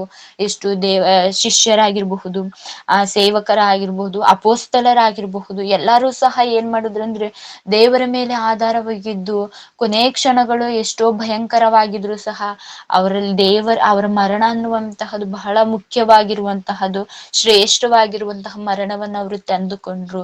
ಅದು ಅಂತ್ಯದ ದಿನಗಳು ಶ್ರೇಷ್ಠ. ಯಾಕೆಂದ್ರೆ ಅವ್ರ ಬಗ್ಗೆ ನಾವ್ ಇನ್ನೂ ಓದ್ತಾ ಇದೀವಿ. ಅವರನ್ನು ಸಹ ನಾವು ಮಾದರಿಯಾಗಿ ಈ ರೀತಿಯಾಗಿ ಪೌಲನವರು ಈ ರೀತಿಯಾಗಿ ನಡ್ಕೊಂಡ್ರು, ಪೇತ್ರನವರು ಈ ರೀತಿಯಾಗಿ ನಡ್ಕೊಂಡ್ರು ಎಂಬುದಾಗಿ ನಾವ್ ಏನ್ ಮಾಡ್ತೀವಿ ಅಂದ್ರೆ ಅವರನ್ನು ಮಾದರಿಯಾಗಿ ನಾವು ನಮ್ಮ ಜೀವಿತದಲ್ಲಿ ತೆಗೆದುಕೊಂಡು ನಾವು ಜೀವಿಸ್ತಾ ಇದೀವಂದ್ರೆ ಅದಕ್ಕೆ ಅವರ ಅಂತ್ಯನೇ ಕಾರಣ. ಯಾಕಂದ್ರೆ ಅವರ ಅಂತ್ಯ ಅಷ್ಟು ಉತ್ತಮವಾಗಿರುವಂತಹದ್ದು. ಫಸ್ಟ್ ಅಲ್ಲಿ ದೇವ್ರ ಹತ್ರ ಇದ್ದಾಗ ಆತನ ಶಿಷ್ಯರು ಆತನನ್ನು ಅಷ್ಟೊಂದು ನಂಬಿರ್ಲಿಲ್ಲ, ಅದೇ ರೀತಿ ಅಷ್ಟೊಂದು ಒಳಪಟ್ಟು ಜೀವಿಸ್ಲಿಲ್ಲ. ಆದ್ರೆ ಅವ್ರ ಮರಣ ಒಂದಾದ ನಂತರ ಯಾವಾಗ ಅವರು ಸೇವೆ ಮಾಡುವುದಕ್ಕೆ, ಸುವಾರ್ತೆ ಸಾರುವುದಕ್ಕೆ ಆರಂಭ ಮಾಡಿದ್ರು, ಆಗ ಅವರ ಅಂತ್ಯ ದಿನಗಳು ಯಾವ ರೀತಿ ಇದಾವೆ ಎಂಬುದಾಗಿ ನಾವು ಓದೋದಾದ್ರೆ ನಮಗೆ ಮಾದರಿಯಾಗಿದ್ದೇವೆ. ಅದೇ ರೀತಿ ನಾವು ಅದರಿಂದ ಏನಾದ್ರೂ ಕಲಿಬಹುದಾ ಅಂತ ನಾವು ನೋಡೋದಾದ್ರೆ ಹೌದು ಪ್ರಿಯರೇ, ನಾವು ಅವರಿಂದ ಅವ್ರು ನಡೆದುಕೊಂಡಂತಹ ನಡೆಗಳು, ಅವರ ಮಾತುಗಳು, ಅವರು ಸುವಾರ್ತೆಗೋಸ್ಕರ ಏನೇನೆಲ್ಲ ತ್ಯಾಗ ಮಾಡುದ್ರು ಎಂಬುದಾಗಿ ನಾವು ಆಲೋಚನೆ ಮಾಡಬಹುದು. ಅದನ್ನು ನಾವು ಮಾದರಿಯಾಗಿ ತೆಗೆದುಕೊಂಡು ನಾವು ಸಹ ಏನ್ ಮಾಡುವಂತರ ಆಗ್ಬೇಕಂದ್ರೆ ಅಂತ್ಯ ಅನ್ನುವಂತಹದ್ದೇ ಲೇಸು. ನಾವು ಹುಟ್ಟುವಂತಹದ್ದಾಗಿರ್ಬಹುದು, ಇಲ್ಲ ನಾವು ಕ್ರಿಸ್ತನನ್ನು ನಂಬಿರ್ತೀವಲ್ಲ ಆ ನಂಬಿಕೆಗಿಂತ ಅಂತ್ಯದಲ್ಲಿ ನಾವು ಹೇಗೆ ಇರ್ತೀವಿ, ಅಂತ್ಯದವರೆಗೂ ನಮ್ಮ ಜೀವಿತ ಹೇಗೆ ಇರುತ್ತೆ ಅನ್ನುವಂತಹದ್ದೇ ಮುಖ್ಯ ಆಗಿರುತ್ತೆ ಪ್ರಿಯರೇ. ನಮ್ಮ ಕುರಿತಾಗೂ ಸಹ ಇಂಥವ್ರ ಮನೇಲಿ ಇಂಥ ಕ್ರೈಸ್ತರಿದ್ರು, ಒಳ್ಳೆಯ ಜೀವಿತ ಇತ್ತು, ಅವರಿಗೆ ಒಳ್ಳೆಯವರಾಗಿ ನಡೆದುಕೊಂಡ್ರು, ಅವರ ಮಾತಾಗಿರ್ಬಹುದು ಪ್ರತಿಯೊಂದು ಸಹ ನಾವು ಸತ್ತಂತಹ ಸಮಯದಲ್ಲಿ ಒಬ್ರಾದ್ರೂ ನಮ್ಮ ಕುರಿತಾಗಿ ಒಳ್ಳೆಯವರ ಇದ್ರು ಅಂತ ಮಾತಾಡುವಂತಹ ರೀತಿಯಲ್ಲಾದ್ರೂ ನಾವು ಜೀವಿಸುವಂತವ್ರು ಆಗ್ಬೇಕು. ಅಂದ್ರೆ ದೇವರ ವಿಷಯದಲ್ಲಿ, ದೇವರ ವಾಕ್ಯಕ್ಕೆ ಅನುಗುಣವಾಗಿ ನಾವು ಪ್ರತಿಯೊಬ್ಬರು ಜೀವಿಸುವಂತವ್ರು ಆಗೋಣ ಪ್ರಿಯರೇ. ಅನೇಕ ಉದಾಹರಣೆಯನ್ನು ನೋಡ್ಕೊಂಡ್ವಿ. ಪೌಲನವರು, ಸ್ಟೆಫೆನನವರು ನೋಡ್ಕೊಂಡ್ವಿ. ಅದೇ ರೀತಿ ಸೊಲೊಮೋನರ ಜೀವಿತವನ್ನು ನೋಡಿಕೊಂಡ್ವಿ. ಅದೇ ರೀತಿಯಾಗಿ ಆಸನವರ ಜೀವಿತನೇ ಬಹುದೊಡ್ಡ ಪಾತ್ರವಾಗಿ ನಾವು ನೋಡ್ಕೊಂಡಿದೀವಿ.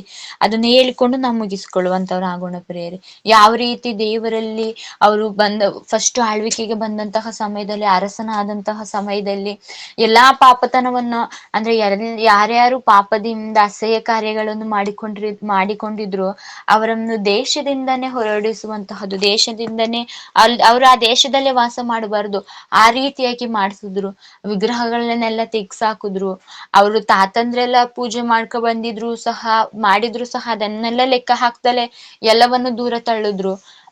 ಮತ್ತೆ ಯಾರಾದ್ರೂ ಯುದ್ಧಕ್ಕೆ ಬರ್ತಾ ಇದ್ದಾರೆ ಅಂದ ತಕ್ಷಣವೇ ದೇವರಲ್ಲಿ ಪ್ರಾರ್ಥಿಸ್ತಾ ಇದ್ರು. ಅದೇ ರೀತಿ ಆತನ 10 ವರ್ಷಗಳ ಕಾಲ ಬಹಳ ಸಮಾಧಾನದಿಂದ ಆ ದೇಶ ಫುಲ್ಲು ಸಮಾಧಾನವಾಗಿತ್ತು.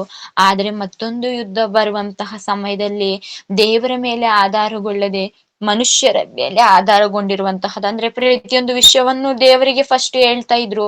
ಮೊದಲು ದೇವ್ರ ಹತ್ರನೇ ಹೋಗ್ಬಿಟ್ಟು, ದೇವ್ರೆ ನಾನು ಏನ್ ಮಾಡ್ಲಿ, ಈಗ ಯುದ್ಧ ಬರ್ತಾ ಇದೆ, ನೀನೇ ಸಹಾಯ ಮಾಡ್ಬೇಕಂತ ಪ್ರಾರ್ಥಿಸ್ತಾ ಇದ್ರು. ಆದ್ರೆ ಹೋಗ್ತಾ ಹೋಗ್ತಾ ಕೊನೆಯ ದಿನಗಳಲ್ಲಿ ಏನ್ ಮಾಡುದ್ರ ಅಂದ್ರೆ ಮನುಷ್ಯರಿಗೆ ಹೋಗಿ ಹೇಳುವಂತಹದ್ದು, ಮನುಷ್ಯರ ಮೇಲೆ ಡಿಪೆಂಡ್ ಆಗಿರುವಂತಹದ್ದು. ಒಬ್ರು ಬಂದು ಎಚ್ಚರಿಸ್ತಾ ಇದ್ದಾರೆ, ದೇವರು ಒಬ್ಬರನ್ನ ಕಳ್ಸಿ ಎಚ್ಚರಿಸ್ತಾ ಇದ್ದಾರೆ ಅಂದಾಗ್ಲೂ ಸಹ ಅವರು ಲೆಕ್ಕ ಹಾಕ್ದಲೆ ಅವರನ್ನೇ ದೂರ ತಳ್ಳಿರುವಂತಹದ್ದು, ಅವರನ್ನೇ ಸೆರೆಮನೆಗೆ ಹಾಕಿಸಿರುವಂತಹದ್ದು ಅನ್ನು ನೋಡಿದ್ವಿ. ಅದೇ ರೀತಿ ಅವರಿಗೆ ಕಾಲುಗಳಿಗೆ ರೋಗ ಬಂದಿರುವಂತಹ ಸಮಯದಲ್ಲೂ ಸಹ ಅವ್ರೇನಾದ್ರು ದೇವ್ರನ್ನ ಅರಿತುಕೊಂಡ್ರ ಅಂತ ನೋಡೋದಾದ್ರೆ ದೇವರ ಮೊರೆ ಹೋದ್ರ ಅಂದ್ರೆ ಇಲ್ಲ, ದೇವರ ಮೊರೆ ಹೋಗ್ಲಿಲ್ಲ. ಮತ್ತೆ ವೈದ್ಯರ ಮೊರೆ ಹೋಗಿರುವಂತಹದ್ದು. ಅಂದ್ರೆ ಇವ್ರ ಸುಂದರವಾಗಿದೆ, ಆದ್ರೆ ಅಂತ್ಯ ಅನ್ನುವಂತಹದ್ದು ಸುಂದರವಾಗಿಲ್ಲ, ಅಂದ್ರೆ ವೈಭವದಿಂದ ಇಲ್ಲ ಎಂಬುದಾಗಿ ನಾವು ನೋಡಬಹುದು ಪ್ರಿಯರೇ. ಅದಕ್ಕೆ ದೇವರು ಹೇಳಿರುವಂತಹದ್ದು ಆದಿಗಿಂತ ಅಂತ್ಯ ಅನ್ನುವಂತಹದ್ದೇ ಲೇಸು. ನಮ್ಮ ಜೀವಿತವೂ ಸಹ ಆದಿಗಿಂತ ಅಂತ್ಯ ಉತ್ತಮವಾಗಿದ್ದು ನಾವು ಪ್ರತಿಯೊಬ್ಬರು ಜೀವಿಸುವಂತವರು ಆಗೋಣ ಎಂಬುದಾಗಿ ನಾನು ಇವತ್ತಿನ ದಿನದಲ್ಲಿ ನಿಮ್ಮೆಲ್ಲರಿಗೂ ಹೇಳುವುದಕ್ಕೆ ಬಯಸ್ತೇನೆ ಪ್ರಿಯರೇ.